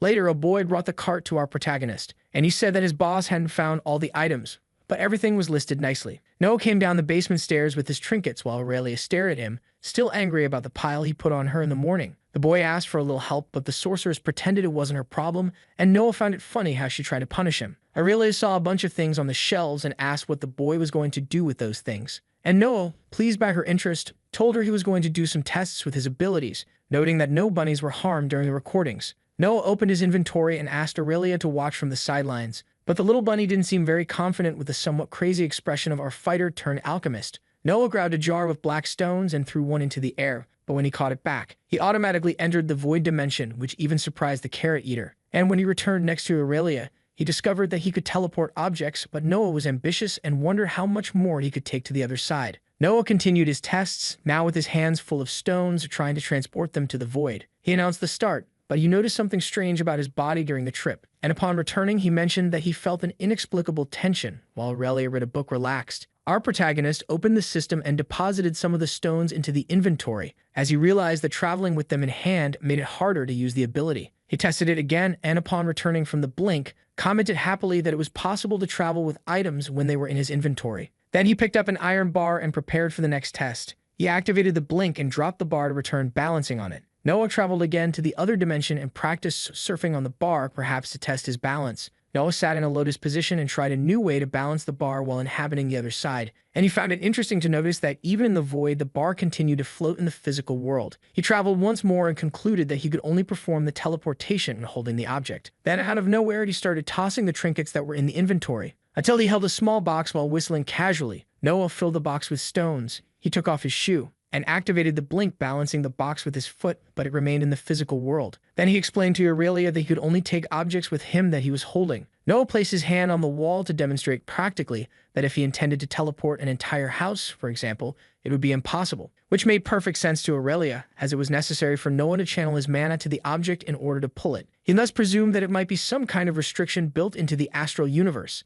While Aurelia said there could be other powers without such a restriction, Noah exchanged glances with the frightened little bunny and decided it was time to use it in his tests. So he removed the little creature from the cage, ensuring that nothing bad would happen to it. Noah held the animal in his arms and activated the teleport. Under Aurelia's curious gaze, who witnessed the young man's ability to take living things with him. Excited by the discovery, our protagonist prepared for the next experiment with a jar full of worms. But unlike the rabbit, these little creatures showed so much resistance in their physical mass that Noah returned exhausted, needing to meditate to recover his mana. As a final test, our young man invited Aurelia for a little trip to the other side, and the woman, without objections, closed the book and replied, "Let's go." Noah touched Aurelia's shoulder and activated his ability, but deduced that the system wasn't considering that he was holding her. So he took the sorceress's hands, but felt something strange around him. There was a flash, and the system indicated low mana from our protagonist, even though his ability had evolved to level 5. But when they returned to the physical world, Noah fell to one side and Aurelia tumbled to the other, feeling horrible. Noah got up completely exhausted, but was satisfied to know that he could teleport with Aurelia in difficult situations.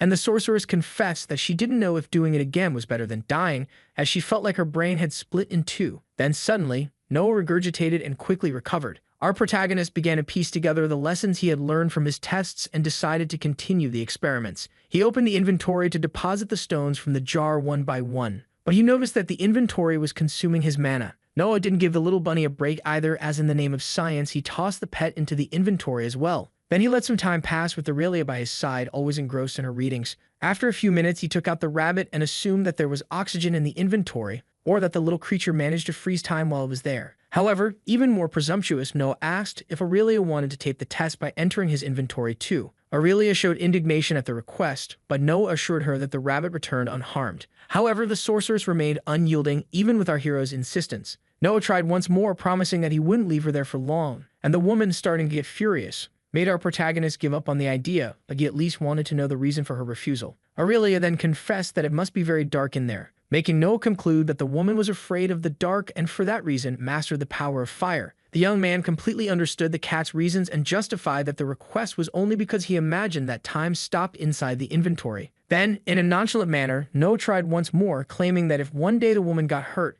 he could save her by keeping her well protected. And he mentioned that it was a matter of life or death, since she herself was no longer willing to take foolish risks, and he needed to understand how her powers worked. The speech was so convincing that Aurelia decided to accept the challenge, but on the condition that she would pull him back instantly. Otherwise, the boy would experience the true strength of her fist. Noah put away the bunny and grabbed Aurelia by the arm, saying, "Fire Witch, I choose you." But the system rejected the woman's entry, claiming that the inventory capacity had been exceeded, and Noah fell to the ground in disbelief, as this simple movement with Aurelia drained almost all his mana. However, he realized that even without capacity, the inventory was activated, so he deduced that it would be possible to store her inside when needed. But Aurelia, sneaking away, commented that she hoped it wouldn't come to that, and she decided to return to studying the manuscripts when Noah had an idea for a new test. The hero wanted to know how quickly his obliteration ability could consume those little stones, and he noticed that the hand where Tony was executed the function much faster than the normal hand. Noah began to transfer the energy of the void to a little stone and threw it against the ground,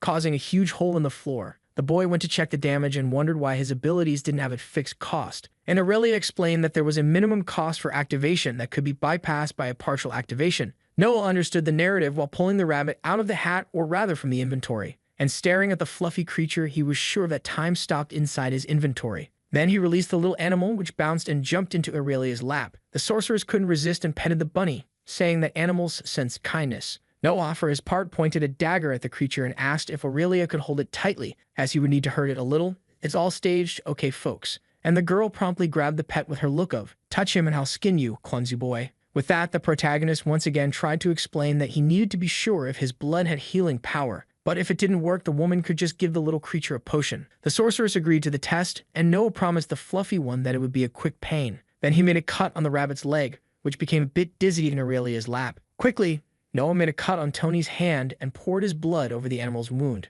which to everyone's surprise worked family. Noah stared at his hand with some disbelief, and the pet jumped from Aurelia's lap to lick Tony's red milk. Aurelia, always cautious, warned that Noah shouldn't tell anyone about this ability, but the boy, distracted by the bunny, asked why. The sorceress warned that now he was a walking healing potion, so if he didn't want to be imprisoned to serve as a health machine, it was better to keep quiet. Then, upset, our favorite healer said he would stay quiet while the bunny begged for a little more red milk. However, Aurelia cut the fun short and warned that it was time for him to get out of there, and she released the pet into the forest, which was quite indignant at the rejection after so much collaboration for the sake of science. The little creature stayed there eating grass, but that food was no longer fun, so it was consumed by the desire for red milk, and it hopped away in search, for it understood that the giants had much to offer him. The rabbit continued its search until it found an innocent little girl playing with flowers. It approached, and the girl was happy to notice the little white creature. The animal rubbed against the child's leg, who promptly picked a leaf to return the favor. The bunny ate the little leaf, and thus they established that cute relationship sitting in the middle of the forest. But while being petted by the little girl, the force inside him craved more of the juice that birds don't drink. The rabbit climbed up the girl's legs begging, so she picked him up thinking he wanted to be warm.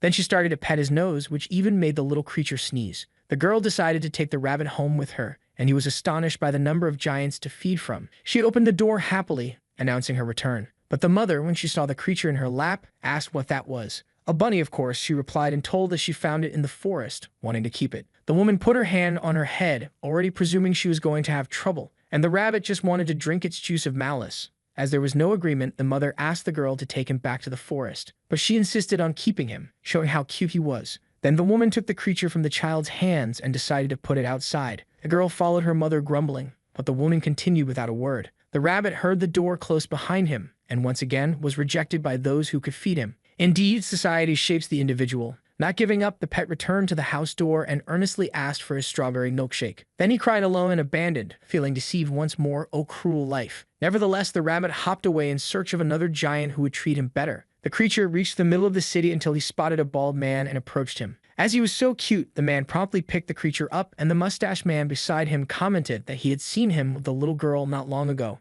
The bald man remarked that rabbits had very tasty meat and thought that perhaps he could cook him. But noticing the danger around him, the animal quickly defended himself and bit the hungry man's finger, who screamed while serving milk to the little creature. Not far from there, Aurelia returned to the experiment room and saw Noah fiddling with the system notification settings so they wouldn't distract him during battles. But the sorceress commented that she did like most adventurers, keeping all information in one place. Then Noah drew an email box in the system and dragged all notifications into a single folder. The protagonist decided to study the attributes, for although the names were quite intuitive, he didn't understand how they really worked. Noah tried to concentrate to find answers to his questions, and he felt as if his brain was frying, until the system rewarded him and the young man acquired a new skill to modify the soul, along with sub-attributes that left Noah even more confused, and Aurelia reminded him that the guild evaluated them when registering. Noah continued to be bothered by the lack of information and decided to tap on the screen regarding the strength attribute. A discomfort in Noah's neck took over, preventing him from focusing on his studies, and all those symbols in front of him, which composed human anatomy for magical development, made him so dizzy that he ended up fainting. The rabbit jumped from the bald man's hand and ran off with his mouth all smeared. But he thought that juice was spoiled as it wasn't as tasty and full of carbohydrates as the previous one. The pet was outraged as he wouldn't accept being without his original drink. And suddenly, a predatory instinct took over him, deciding to hunt animals with fur just like a wolf or wild boar would. He went into the forest to begin his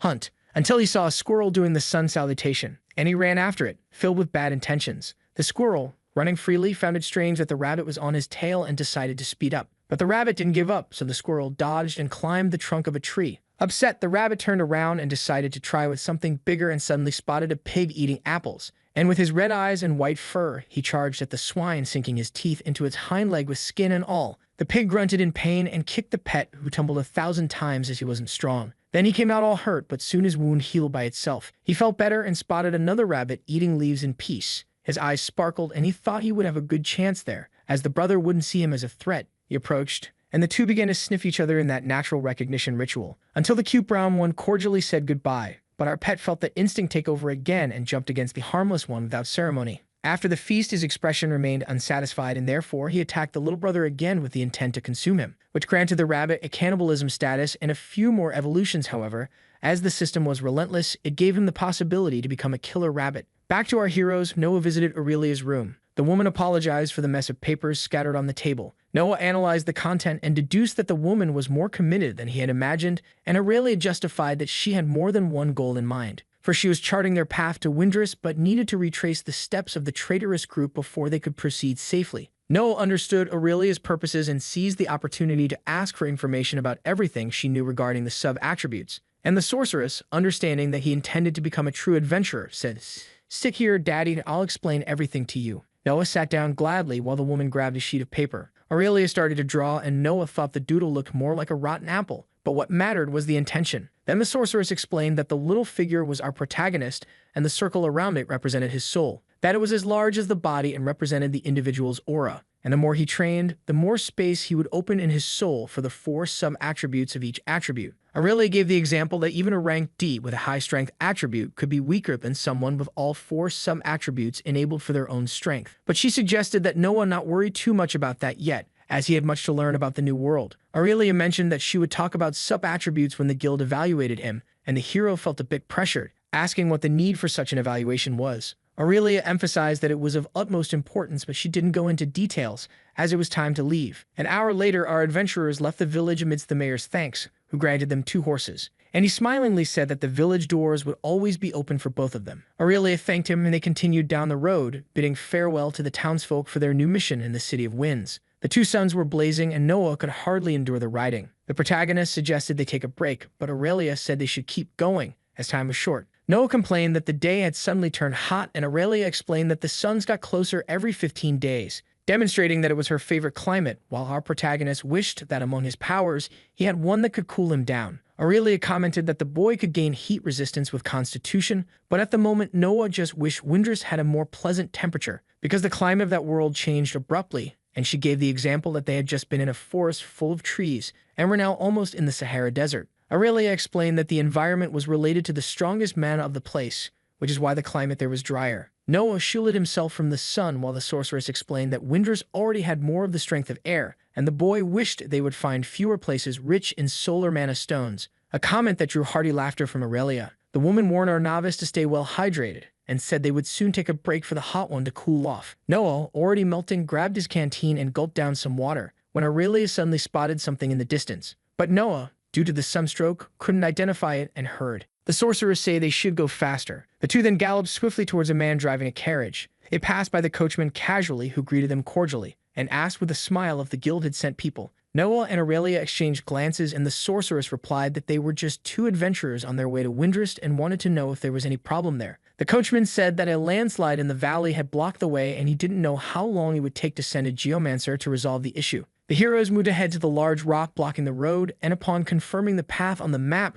Aurelia suggested another riskier route. Seriously, the sorceress said she didn't want to sleep in the forest, so she decided they would travel through the night, but Noah thought the decision was somewhat insane. The coachman was astonished that they chose the Serpent's Grove, and Noah wanted to know what the problem with the place was besides the intimidating name. In a grim tone, the man revealed that there were rumors of a worm in the area, and even though our Dew were adventurers, he tried to discourage them from taking such a path. But for Aurelia, it was nothing but nonsense, as she detected no mana in the area, not even for a wyvern, let alone a worm, until they saw a couple with a faint child in the grove, and the man waved hopefully at our adventurers. Aurelia avoided eye contact, but Noah couldn't ignore the guy whom the system identified as a sculptor pleading for help to cross the Serpent's Grove. Noah heard the man say that his son was very ill and they needed to get to Windrus as quickly as possible, even promising to reward the heroes. Noah asked if the father was a sculptor, and the man confirmed, introducing himself as Leon and telling that he worked for the mayor of Altius. Our heroes approached the family, and when asked about the boy's illness, The father said that only a rank C healer or higher could save him.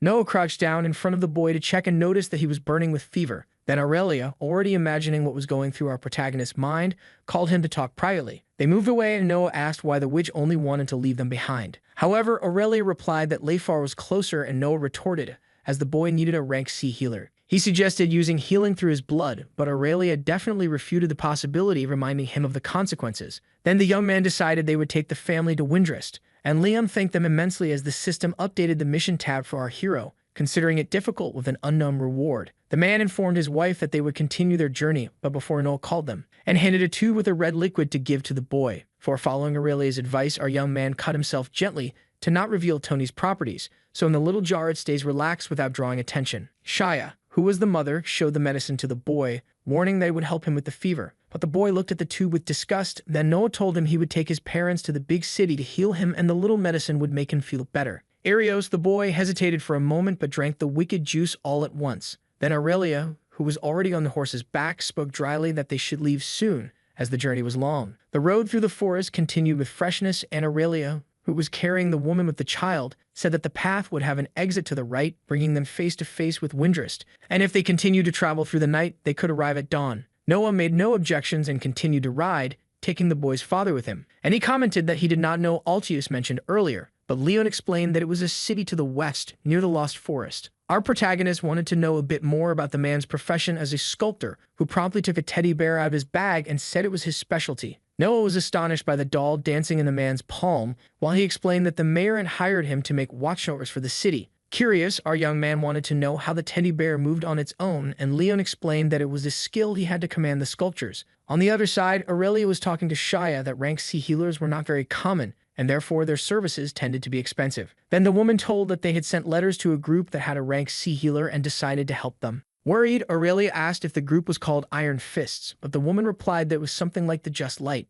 Liam thanked for having found someone, as Arios had been ill for over a week and they no longer knew what to do. And with trembling hands, the man commented that many children were falling ill under rumors of a curse or plague. Noah was outraged and Leon said that the elders had also been affected. Shia told that besides being a seamstress, she performed births, and in the last month all the children had been born weak and the population no longer knew what to do. Leon, outraged, also commented that there had been more movements from the Abyss cultists, as if the Church of these demons was sending more priests than usual. At that moment, Noah and Aurelia listened attentively, as they knew what the man was talking about. Shia said that her wish was to go to another place after Arios got better, but Liam reminded her that they could not leave the city after all the mayor had done for them. Time passed, and suddenly the sun was blocked by an unusual darkness. Then Noah looked at the sky and prepared to use the eyes of the Void Hunter, while Aurelia promptly activated the flames in one of her hands, hoping it wouldn't be what she imagined. A voice echoed among the trees, leaving our travelers perplexed. Then the witch urged them to leave quickly,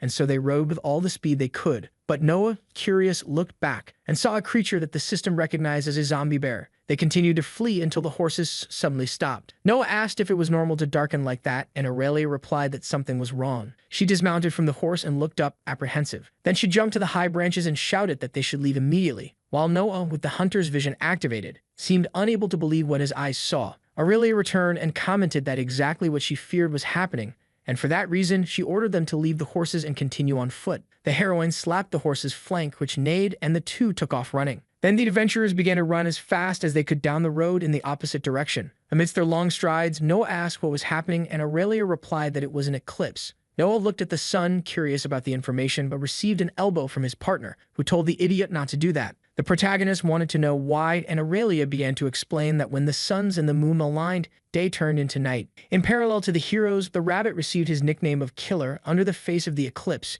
where the observer cast his gaze upon the world. The creature touched the yes of the system, and an evil spirit consumed him. The fire eyes of the sorceress contrasted with the eyes of darkness, which commanded the new servant to instill madness in those who crossed his path. The sinister rabbit then had his soul corrupted by the madness of the observer. As long as the eclipse lasted, the monsters went into a frenzy and the zombies reappeared with their hordes, Aurelia said, squeezing Noah's arm. Now they had to find a safe place while they were not hunted. In the eclipse, the search for survival was not to look back, but alert to the dangers that lurked just ahead. The hero's escape continued while the observer judged the souls of those he could reach. Noah sensed the danger from the system's information and wondered if the others were seeing or feeling the same as he was. For the observer wanted to be looked at, and our hero tried in every way to resist the temptation. until Aurelia noticed the presence of something and asked Noah to protect the family. Aurelia screamed and attacked with her flames a zombie bear that appeared fiercely before her. She struck it repeatedly. The creature resisted strongly. Meanwhile, Noah kept the citizens protected in the rear, but he drew his blades and, with the hungry eyes of the void, ordered the family to flee as fast as they could. However, a serpent appeared stealthily, but the protagonist's eyes detected it. Then, with a quick strike, he cut the creature in half.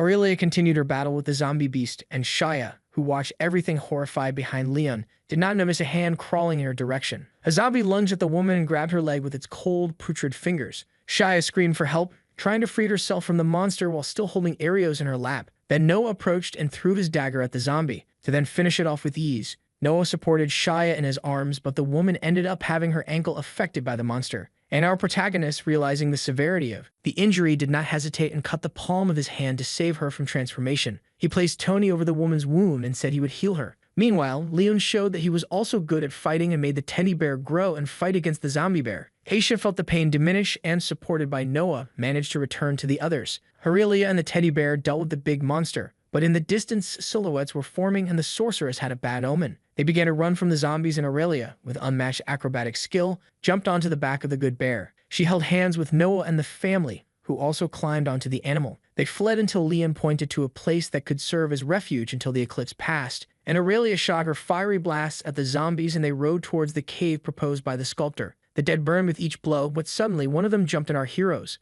and with its enraged eyes and putrid skin, which once belonged to a young man, pushed our protagonist off the mount. Noah tried to free himself from the zombie boy, when suddenly he saw the creature's head consumed by Aurelia's flames. Then our hero activated his blink and quickly returned to the back of the animal right behind the escorted family. They stared at Noah, worried, and the sorceress asked if he had been bitten, but the protagonist replied that he was fine. The group finally reached the cave, but Noah fell off the horse, or rather the bear, with the animal's skid. While they studied the entrance of the refuge, Aurelia noticed that the zombies were not advancing. It was then that a cold sweat tear ran down Leon's face as he realized what the possible hiding place was, and a colossal form with sparkling eyes began to emerge from the shadows. But while the enormous creature leaned into the darkness, Aurelia had not realized the danger. Our heroes were cornered between the horde of zombies and the threatening eyes emerging from the cave, and Aurelia was overcome by a sensation she was not used to, until the great dragon snake presented itself, bringing terror and fear to those who faced it. The feeling was so horrible that Noah found himself without hope of staying alive. They could not move, then everything seemed to be the end. The sorceress fought against that absolute power while the fragility of Arios exploded into childish tears. The dragon was leaving its den and sniffed our heroes, who remained petrified. There was only despair, and Noah lamented not being able to save the little boy. But suddenly, something unusual happened in Noah's eyes. The dragon took a liking to Arios, who gently petted it. The happiness and childlike purity were the key. And so the boy received a scale from the dragon, which removed all terror. Relief and peace returned to Noah and the others' consciousness, until the beast returned to the lair where it protected its egg, and they're warned that they could stay until the false night passed. Noah and Aurelia seemed incredulous at such luck, but they showed gratitude for the dragon's maternal instinct, and so they remained hidden until the twilight of time completely faded away. When the coast was clear, they left the dragon's cave and decided to camp, with Leon offering to gather some firewood. Noah looked back and up at the sky, making sure this wasn't a dream, until he acquired the touch of destiny where his luck increased, and he realized that this reality was becoming more and more a part of his being. He slept while they camped, and Aurelia woke him up to switch the watch. Our protagonist got up, stretching contentedly from the rest, until Leon commented on Noah's constitution being high for his level. For him, sleep time was crucial for recovery according to levels, meaning the higher the constitution, the less sleep time needed. So Noah, curious, asked if the man didn't sleep, and Leon replied that he just took short naps. And showing the teddy bear, the sculptor mentioned that it needed repairs after the battle and therefore preferred to use his free time to fix it. Noah said he was surprised by the toy's craftsmanship, and Leon said that Cub was his first sculpture and therefore he had some control over making it grow whenever he wanted. The invention intrigued our protagonist, and so he wanted to know if he felt pain even without being alive. Leon was amused by the concern, but assured the young man that the doll did not feel pain. However, he imagined that if he kept Cub large for longer, he could provide it with a better life. And Noah supposed that the man cared a lot for the little one, leaving Leon somewhat blushing, but revealing that his dream was to make a sculpture indistinguishable from the real. Noah, already pondering his experiences with emptiness, asked if it was possible to do so, and the sculptor replied that probably not, but he would never stop trying. Noah checked his profile in the system, and he was very pleased to notice that he had evolved in several attributes. Then he began to slide his finger across the screen to learn a bit more about the new skills, until he discovered that his resistance to terror had evolved to level 3. Noah realized it was a new ability received after the encounter with the cave dragon. He then added it to his status, which soon increased his XP bar. Noah celebrated the increase in all his attributes like a goal, but his body suddenly began to tremble and freeze, and Leon brought his hand to his face at Noah's sheer naivety in the world of suspended screens and systematic evolutions. The sculptor approached Noah suggesting rest, but the young man insisted he was fine, even with the tremors. However, Liam was emphatic in stating exactly the opposite to our stubborn one and explained that the increase in aura created an overload in his body. Noah tried to hold firm, so Leon asked him to at least try to meditate as he would keep watch. Our hero struggled to control the pain and gradually began to rhythm his breathing, until he reached the meditative state necessary to balance his energies. Then his mana regeneration evolved to level 2 and gradually restored until reaching 100%. Leon kept an eye on the young man, who became calmer with the recovery. Then he decided to explain the correct distribution scale of attributes to Noah so there wouldn't be an excess of energy. Noah brought his hands to his chin, absorbing the information, and looked back at the system until he found the option to channel mana to observe the life force interesting. And suddenly, he found himself engulfed by a green energy emanating from all sides. He returned to normal and found himself staring at one of the sleeping bags, until he noticed Shia and Arios sleeping with the dragon scale in hand and discovered that the source of all that energy came from there. Noah asked how the boy's recovery was going, and Leon replied that his fever had almost completely passed, and for that reason he was hopeful. The protagonist suggested that Leon keep the scale hidden, as it had a lot of life force, and the man commented that he would make a necklace and leave the rest of the scale with the boy. The new day arrived, and the three warriors were ready to continue their journey. For at the end of the eclipse, the monsters were exhausted, and Aurelia believed they should reach Windrus before dawn. Leon stepped away from our heroes to wake his wife and child, and Noah took the opportunity to ask the sorceress if she was all right. Then Aurelia, despite her worried expression from the recent events, replied that everything was in order, but she confessed that she was still a bit disturbed by their luck in having come out alive after the encounter with the dragon. Meanwhile, Liam strangely went to wake Aisha and, giving a sidelong glance at the heroes, informed his wife that it was time to leave. The sculptor took the scale with his son and said he would keep it for precaution. They continued their journey, and Noah was worried about Aurelia's strange demeanor. The next day, a beautiful city protected by large walls was observed by some men who were flying over it with a winged mechanism. And Noah was astonished, imagining they could be giant eagles. But Aurelia explained that they were feathered gliders and that they used wind mana, allowing them to soar over great distances. The sorceress told Noah that the sensation of flying was wonderful and that she would show him how it worked as soon as they arrived in the city. Our protagonist noticed that the city had no entrance gate and asked if they were on the opposite side. But Aurelia pointed to the wall where there was a moving elevator, which left Noah dumbfounded. They took the means of transport, and Noah looked like a child in an amusement park, gazing upwards, until the elevator ascended rapidly, and our boy displayed a newly unlocked fear. With their spirits controlled, they enjoyed the view as they reached the top of the wall. When they entered the city, Aurelia commented that she wasn't carrying her adventurer's badge and that they would need to go through security. As they walked, Leon called out to the adventurers and, as a token of gratitude, gave them some level C mana stones without specification as a reward. Aisha also thanked the heroes and expressed confidence in Arios' improvement, who was playing in her lap, enchanted by the city. Noah and Aurelia looked incredulously at the stones, and the sorceress, who knew the ropes, said it was quite a high payment. Leon smiled contentedly and asked them to accept it graciously,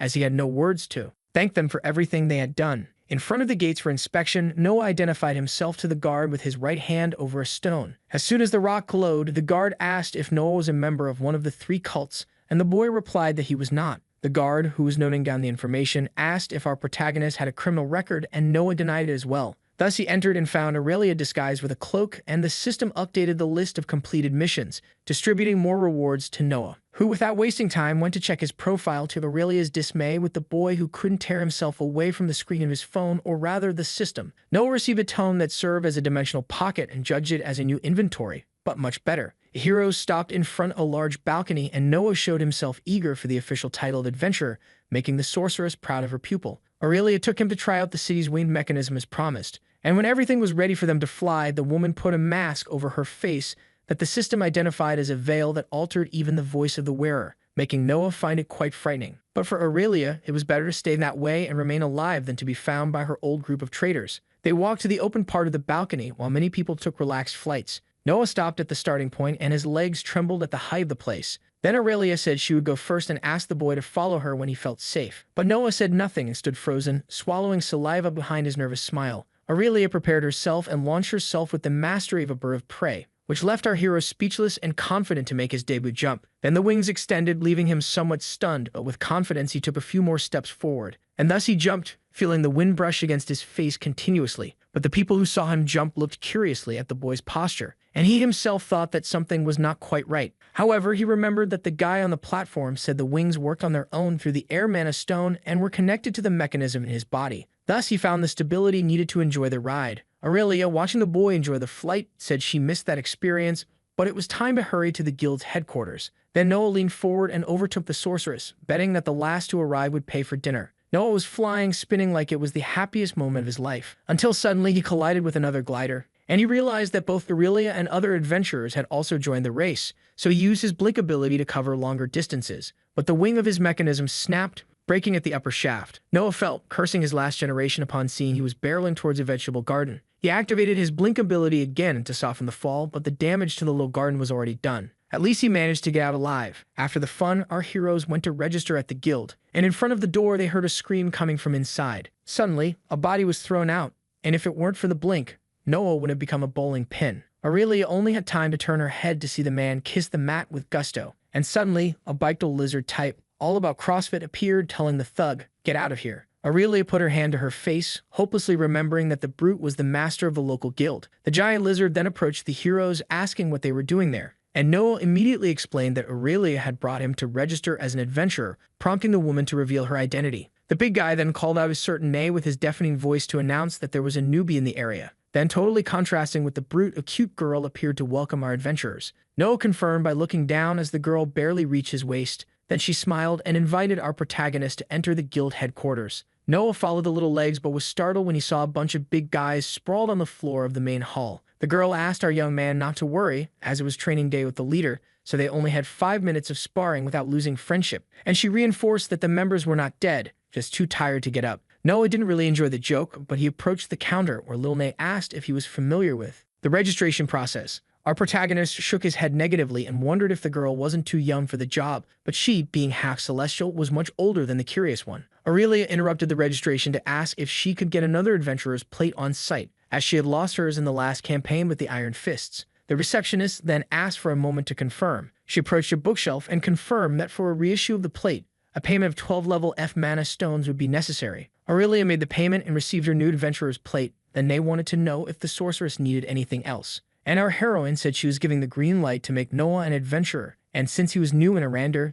it was for the receptionist to review everything needed. Noah appeared anxious, but Aurelia asked him not to worry, as it was a necessary formality to protect him even as a citizen, like generating a CPF. Nay explained that foreigners register in institutions and make their payments or swear allegiance to the rulers or administrative bodies, but here it was free. And realizing that Noah did not belong to any affiliations or have an identity card, they would need to make one. The girl also handed over a form to be filled out, which Noah used the system to read like an interactive translator. The protagonist was reading the adhesion term, and Nay commented that he could take as long as he wanted with the contract or ask a specialist to analyze it. Noah followed the girl to a private room where he placed his hand on a stone similar to the one at the city entrance. Before those sacred runes, the little one asked again if he was involved with any of the 3 cults, and logically Noah denied. But Nay, interpreting the lights of the rock, revealed that Noah's answer was a half-truth, and therefore the protagonist should explain himself better. Noah felt the sweat trickle down his face as he thought about how to explain his true nature. Then, without ceremony, he told everything, from how he arrived in that world to the abyssal experiment he eliminated in the mines.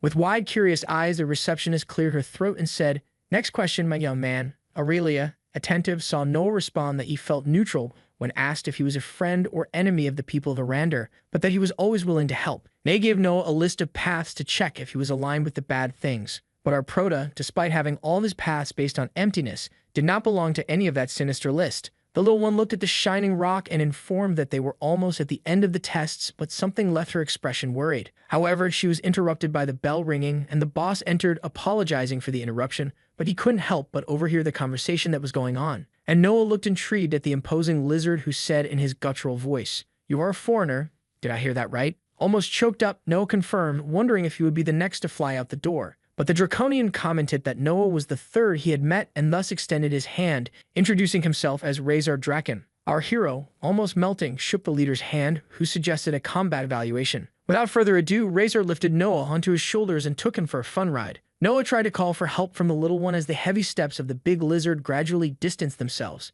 And before leaving, the Draconian turned to Nay and said, "Prepare the training field because today the Jirapoka goes to Pew." Noah tried to call his mother, but nothing in this world or another could pull him from Razor's grasp. Razor simply jumped from the third floor with Noah on his back, and the guy was so hulking that he cracked the ground upon landing. The boss threw Noah to the ground and called him to the fight to discover what our big boy was made of. So Noah asked if the lizard could give him a moment to prepare, and Razor smiled, indicating the waiting room that was right next door. The door closed like lightning, and Noah used the space to recover from that first aggressive impression of the boss. Lonely and under no pressure, our protagonist opened the system to devise a strategy, pulling out one of his textbooks. Noah took the tom from his dimensional pocket that allowed him to use the astral energy of his soul to create a kind of cloud storage for everything he had. Razor pounded on the door, eager to show the boy how many scales it takes to make a lizard. And Noah, who needed a bit more time, noticed a vase on the table and thought it was a good object to test his new ability. However, when he absorbed the vase, he had the slight impression that it was in his pants pocket. So he commanded the jar to his hand and was stunned to realize that he could now teleport objects with extreme ease.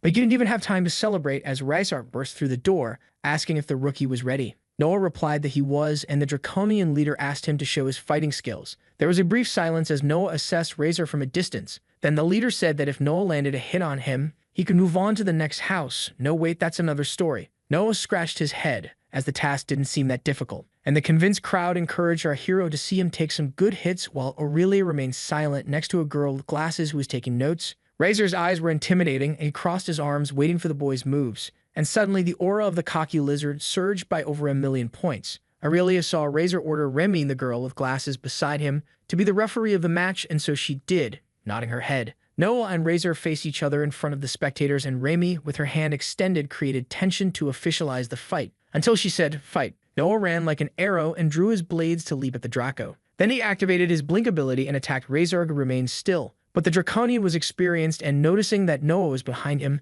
spun with a rotating punch that our hero dodged by mere millimeters. However, the dodge wasn't enough, and Noah felt Razor's hand weigh on his stomach, flying backward from the impact. Our hero crashed against the wall, but even all battered, he maintained a satisfied expression. Razor applauded the boy for his teleportation and autonomous storage skills, confessing that he almost caught him off guard. Noah, still trembling, subtly took the dagger in his hand while staring at the lizard. Then his eyes glowed with an intense crimson as he activated his life force ability. Razor noticed that Noah wanted to continue and let his aura burn to the maximum as well. Noah channeled the dark energy of the void and attacked the guild leader again. Incredibly, our protagonist threw the dagger and teleported it from one point to another to hit the opponent with a hat-trick strategy. But who is king never loses his majesty, and Razor caught the blade before being surprised and commented that Noah's void power was astonishing. But Noah didn't care and delivered another sideways strike. The Draconian, on the other hand, grabbed Noah by the hands as if he were a heavy shopping bag, and suggested that the boy have a spear to complement his fighting style. But suddenly, Razor saw Noah escape from his grasp with another teleportation. And Noah, who was trembling from the high energy expenditure, heard the leader mention that the spear would increase the range power of his abilities, and so Razor punched the dagger, considering it was little to defeat him. Noah, who was kneeling to contain the pain, saw his daggers fallen between him and the opponent, and Razor warned that now was his turn to show his power. Noah and Aurelia were anxious about the kind of power Razor had up his sleeve. The lizard suddenly ran, sinking the concrete beneath him and vanished before everyone's eyes, which made Noah wonder if Razor also used teleportation. However, his thoughts were interrupted by the guildmaster's attack, who slammed the ground again. For Noah had dodged, but noticed that the guy was as fast as lightning. Razor laughed and praised the boy's reflexes, showing himself pleased with his performance. However, with hungry eyes, he warned that this was just his warm-up, and he flew with all his strength and speed towards Noah, who moved his fist to parry the blow with his dagger, and once again was thrown back by Razor's punch, which resembled a walking sledgehammer. Only this time our hero fell balanced with the blink activated, and saw the lizard almost break the void to crush him mercilessly. Noah only had time to raise his grafted arm to protect himself. However, the impact was so strong that Tony got stained with tomato sauce. Razor grabbed Noah's arm and threw him to the ground, positioning himself on top of him. Growling, the guild leader wanted to know how the boy had managed to graft a void monster onto his own arm. Razor's knee was on Noah's diaphragm, who couldn't breathe to respond. Then he placed his foot at the height of the lizard's chest and made his dark aura emerge, which was noticed by the opponent. Suddenly, the leader fell to the side, applying a leg lock on our hero, and said that Noah was making a mistake, as this type of magic made the body work against the user, since even Razor's aura was restricting him. The lizard continued to warn about the danger of the graft, and Noah discreetly opened the system screen with the dimensional pocket behind the big guy, who didn't feel when Noah sucked his leather pants into the inventory. Aurelia was incredulous at her protege's attitude, but it was already done. Leader without pants in front of everyone, and Noah in teleportation. All normal here. Noah, distance, was trying to recover, and surprisingly, Razor liked the boy's originality. So he stood up without pants and asked the boy to show more of his power, suddenly throwing the dagger towards Noah, who could do nothing at first. But our protagonist activated the Astral Walker to pull the dagger and entered the dimensional portal, intending to regain his strength. And there, before his reflection in the blade, he tried to find ways to hit someone stronger and faster than him. Then, as if nothing was happening, the pot of stones floated and touched his back as if to say, "I'm here, baby." And Noah promptly smiled with his million-dollar ideas. Noah opened the pot while hearing Razor grumble that he was playing dirty. But he quickly returned to reality and shot the rocky projectiles towards the lizard, who felt his eyes blur with the meteor shower against his face. Several void portals opened above Razor, who was hit multiple times by the stones. Genius. But as life is not a strawberry, Noah's mana ran low, and as a last attempt, he returned to the physical world, stretching Tony's hand to touch Razor's scales, who noticed immediately and grabbed our hero's arm. "Not here, baby." Then he grabbed Noah and took him to the ground again. But Noah smiled and warned, "Behind you, handsome." Suddenly, Noah's daggers emerged from the astral, aimed at Razor's back and stabbed his back, catching him off guard. Razor stood up and stretched his hand towards Noah, congratulating him on his victory. Then, emphatically, Remy announced that Noah had passed the combat test, and the crowd applauded, incredulous and excited. The adventurers who witnessed Noah's victory wanted to know his rank at all costs, and one of them, with a book in hand, exclaimed that he was the 48th, being in the top 50. Noah couldn't move a muscle in the face of the ovation. He, not understanding what was happening, questioned Remy about the commotion. Then the girl explained that they had a record of how long they lasted in fights against the master, as today Razor had already fought 174 times against adventurers of rank D and above. Noah was in shock, but not because of his position, but because the big lizard had fought, counting on him, 175 times that day. Noah was surprised by the amount of evolution achieved solely through sparring training, but the main thing was the blink ability that reached level 10, allowing him to access astral rifts, and he wondered how far he could teleport now. Then he went to read about the structure of space and found it interesting to be able to peep between realms, becoming increasingly resistant to magic. Noah walked through the guild headquarters until he opened a door and saw Aurelia talking to Na, but by the expression on both of their faces, he thought he hadn't arrived at a good time, as the small girl was reporting that some abyssal scum had escaped right under her nose. And Noah, joining the conversation, wanted to know if Na was referring to Aurelia's previous group. Then the sorceress assumed it was far from being an isolated case. They said she was mapping the case due to the disappearances, as many of them were linked to missions that certain guild members had accepted. The girl was outraged, as if people lost faith in the guilds, it would be a total disaster, especially with those cultist members acting in the shadows. Noah asked if Aurelia had found the traitors, but according to the sorceress, her last lead was that they were on some mission near Windrest. Nay brought her fingers to her head and focused her magic to help Aurelia search for the suspects in specific places. And when the papers began to float around the room, Noah was astonished by the girl's power, which Aurelia whispered was the magic of fate. Until suddenly, Nay focused on one of the papers and caught it in the air, promptly revealing that Aquarius was the location of the new search for our heroes, which made Aurelia bow to the mage in gratitude. However, Nay asked them to consider this an official mission to track down the Iron Fists and bring them to the guild. And when the system updated the new mission, which was called Vengeful Hunt, the small receptionist only asked for one thing: bring one of them back alive. After the day at the guild, Noah wanted to buy a spear, and Aurelia told him to follow her, as if she knew the right place for that. Sorceress guided Noah through a kind of tunnel, and the boy felt somewhat apprehensive about the place as they descended a staircase. Then they reached a wooden door with a sign hanging, and Aurelia turned the doorknob while greeting someone named Josiah who was in the room. The boy opened a genuine smile and seemed quite familiar with the fire parakeet, but that nickname is only for those close, you see, chat. He hugged Aurelia, saying he missed her, and the sorceress returned the affection sincerely. Then she introduced Noah, who waved somewhat shyly at the young man with an easy smile, who promptly shook our protagonist's hand cordially. Aurelia mentioned that Jose came from a renowned family of craftsmen and had become a great friend of hers, also being responsible for making her gauntlets. The young man then smiled modestly, and noticing that Aurelia wasn't wearing the gauntlets, wanted to know what had happened. The sorceress explained that she had been captured by the cultists and lamented losing all her equipment. But Josiah, all cheerful, said he had a new fire spell in hand and was eager to test it, and Aurelia was definitely the right person for that. Without further ado, the sorceress accepted, to the delight of the good vibes boy, and not forgetting Noah, of course, who wanted a spear that matched his fighting style. Josiah then asked our hero to accompany him to choose the perfect spear. Noah followed the boy into a room with various weapons displayed side by side. Then Josiah showed an invoked spear that had a triple attack ability when executing a strike almost simultaneously. Noah saw the craftsman show another spear in a spiral shape that sent blades of wind through magic. With so many options, Josiah left our hero free to make his choices. Noah walked through the arsenal until something caught his attention. A red spear imbued with blood, so powerful that it could even kill its wielder. And with great interest, our protagonist asked to take a look, and he was drooling over the weapon that was imbued with a crimson rot of a dying warrior spirit remaining from the sacred Valkyries. Noah chose his spear and wanted to know how much it cost, which left Jose somewhat perplexed. Jose dropped his friendly demeanor and tried, politely out of respect for Aurelia, to inform Noah that the make of her spear was not for sale. The young man, holding the shaft with a cloth, explained that he only kept the spear in his arsenal because he hoped to remove its crimson rot magic. Noah looked seriously at the young man as he explained that if a limb were infected by the spear's magic, the only option for healing was to amputate it, in addition to needing a resistance to rot that few people in the world possessed. Noah raised his eyebrows mysteriously and lifted his grafted hand, asking to at least conduct a test. However, Jose appeared hesitant and warned that the magic could destroy even his false arm, so he apologized but said the deal would not be closed. Nevertheless, Noah tried to persuade the young man and claimed to have certain traits that would allow him to wield that weapon. Suddenly, Aurelia's voice emerged at the door, asking to let the protagonist take the weapon, as that conversation had dragged on too long, and Jose, incredulous, reminded his friend how dangerous rot magic could be. Aurelia agreed with the craftsman but mentioned that she had seen Noah bombarded by necrotoxins and still came out unscathed. Moreover, if Joji refused, the clever one would simply teleport in the dead of night and steal his spear anyway. The craftsman nearly choked upon learning that Noah had teleportation skills. Then, reluctantly, he sold the spear for 8 Class D mana stones and warned that the cautious live longer.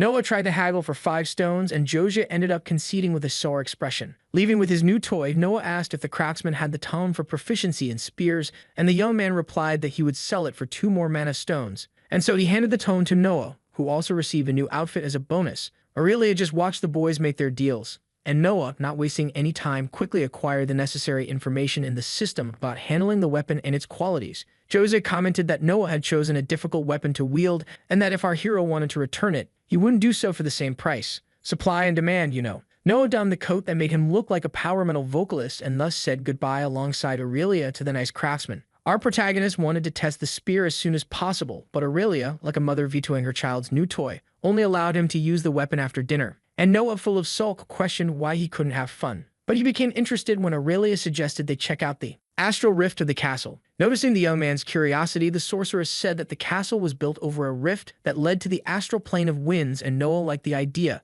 They stood watching the show of flying men, and Noah wanted to enjoy the spectacle more. However, Aurelia said she had more important things to do than babysit a guy flirting with the town girls. And despite accepting the lecture, our protagonist justified that he just wanted to stay until the song ended, as he wasn't flirting. But the guy couldn't stop looking back, and Aurelia nearly punched the stud in the face. Noah admitted that the herb-selling girl was cute, but Aurelia disillusioned him by saying she was nothing more than a herbalist thief. Aurelia explained that these girls targeted tourists, inviting them to drink by offering their herbal specialties. But then they would steal even their underwear if necessary. Noah, still smitten, commented that the drinks didn't affect him. So the sorceress let go of his hand and went ahead, impatient with testosterone. They arrived at a large castle where the local governor lived. Aurelia stopped and stared at its towers, and Noah approached without saying anything. The sorceress told him that there was also the temple of Avera, the goddess of winds and wisdom, and according to legends, she was responsible for opening the astral rifts in that region, which made Noah wonder if the gods could open them at will. Aurelia confirmed in response, but mentioned that there were rifts capable of opening on their own in nature. Noah also wanted to know a bit more about the deity Avera, and Aurelia said that if they were lucky,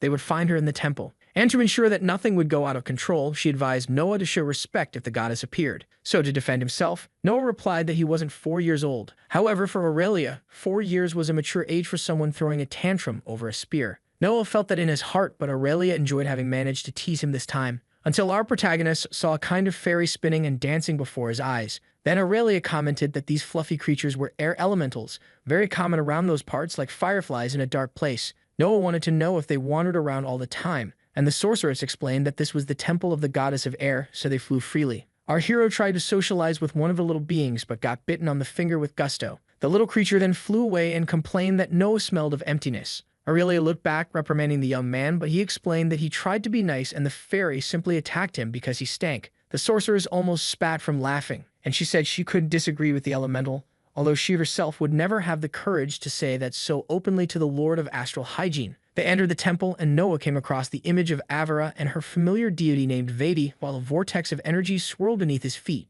Noah asked if the vortex was an astral rift, and Aurelia confirmed, saying that one could probably feel a torrent of air emanating from it. The young man walked towards the rift, but one of the fairies promptly blocked his path and invited Noah to visit her home, for, according to her, the Great Mother would love to meet the Stinky One. Noah stood before the portal while the little elemental curiously insisted that he enter her home. The vortex seduced Noah insistently, so he told Aurelia what was happening, and the sorceress expressed some disbelief. Noah confessed that he felt tempted to enter, but Aurelia explained that if he did, he would be torn into 1,000 pieces until his mana completely disappeared. However, our hero did not feel intimidated and asked Aurelia to hold his hand so they could discover together what was inside, but the woman firmly refused. And when she tried to convince him to give up the stupid idea, Noah simply activated Blink and left Aurelia's line of sight. Then he grabbed the sorceress and jumped into the vortex, which sucked them in like a black hole. However, the lights were intense in the place and Noah widened his eyes to identify everything around him, while the fairy guided them through numerous doors that formed in that astral corridor. They kept following until they suddenly fell into the astral plane of winds.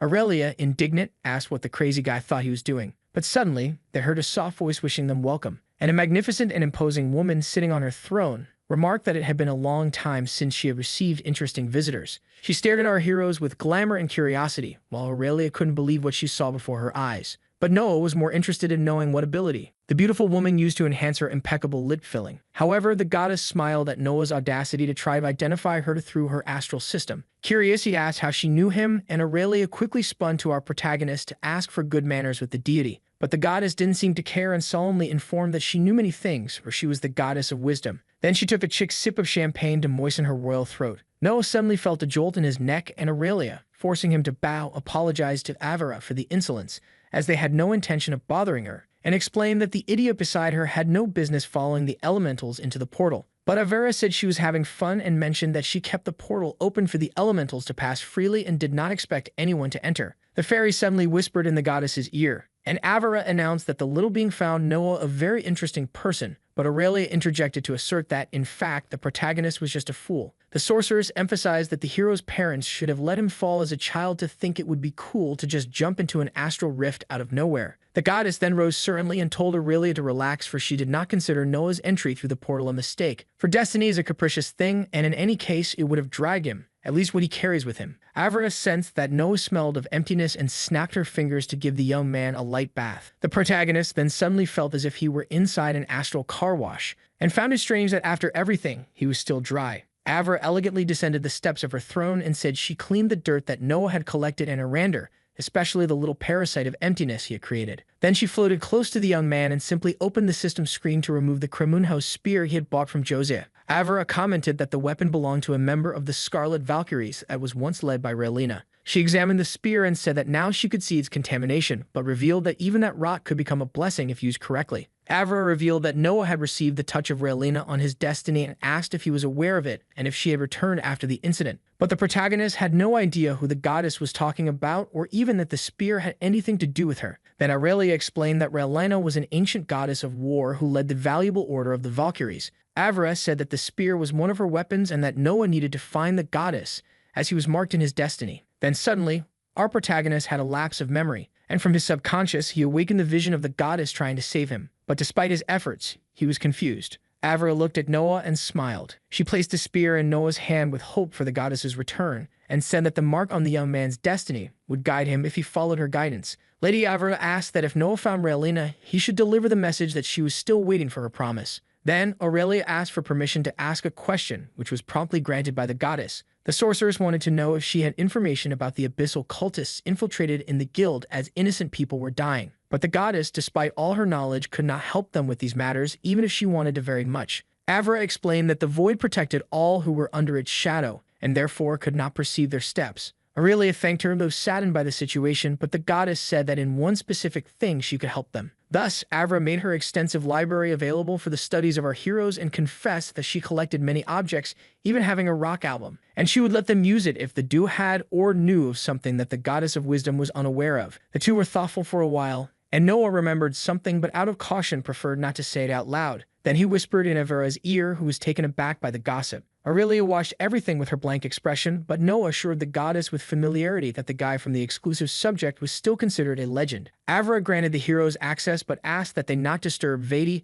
as she was not very fond of strangers. As they left, Aurelia wanted to know what Noah had said to the goddess, and he explained that it was a gossip from the rock world of his realm. Avera continued to drink her divine champagne, and Noah, not missing the opportunity, told the sorceress that she could no longer underestimate his dealings with the gods. Noah was enjoying the knowledge in Avera's books, until he decided to wake up Tony, the sleepiest arm in history, to have a chat. So our protagonist took off the ring of victual that he still kept with him and told the little hand that it might want to go out and have some fun. Noah put the ring on his finger and asked Tony if he could inhabit the artifact. A dark energy began to emerge from the arm, and the boy understood it as a yes. And suddenly, Tony's eye began to compress and transform itself to the cultist ring. Noah had fun with the situation while the parasite observed everything. Our protagonist asked if the eye could detach from the ring, and after a few attempts, Noah saw wings forming on the parasite, which transformed into a small eye bat. Tony flew up to the highest shelves and began to read the books through the system. This made Noah notice new abilities on his sheet, as well as considerable evolutions in his paths.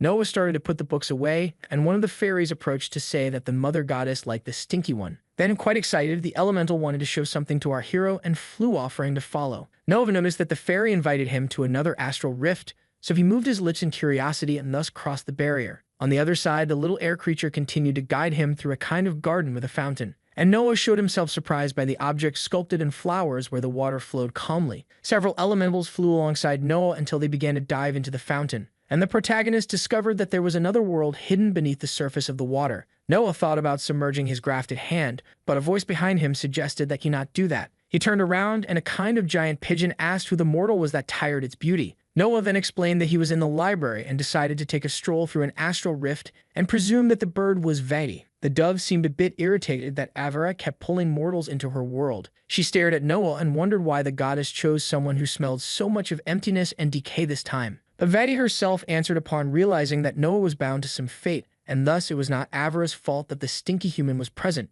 Noah, still somewhat confused about this fate thing, asked the blue dove how it worked that he had been guided there and such. She then explained that, although there are infinite possibilities, the guided fate is the one most likely to happen. Noah was then taken aback when Vedi said that he had a connection to that place and therefore fate would lead him there anyway. However, with fate or not, our protagonist disturbed Vedi's sleep, who asked him to leave before she became furious. Noah bowed and asked permission for a question to the blue dove, who turned curiously towards the young man. He then told her about his spear and that he had tried in every way to find ways to use it, but he found nothing in the library that spoke about the sinister magic trapped within it. Vedi examined the weapon and commented that it was imbued with Rot V, and that there was no cure to its touch, or even potions or healers would only worsen the damage caused. Noah inquired about what to do, and the dove replied that he should connect with the spirit of the spear, letting it run freely within his being. For then the spirit would recognize him as its master, but Noah would have to master the force before the rot consumed him completely. Noah stared at the spear, and promptly the system updated his mission to bond with the spirit. It was enough for the protagonist to remove the cloth that covered the weapon and present himself as the guy who took risks.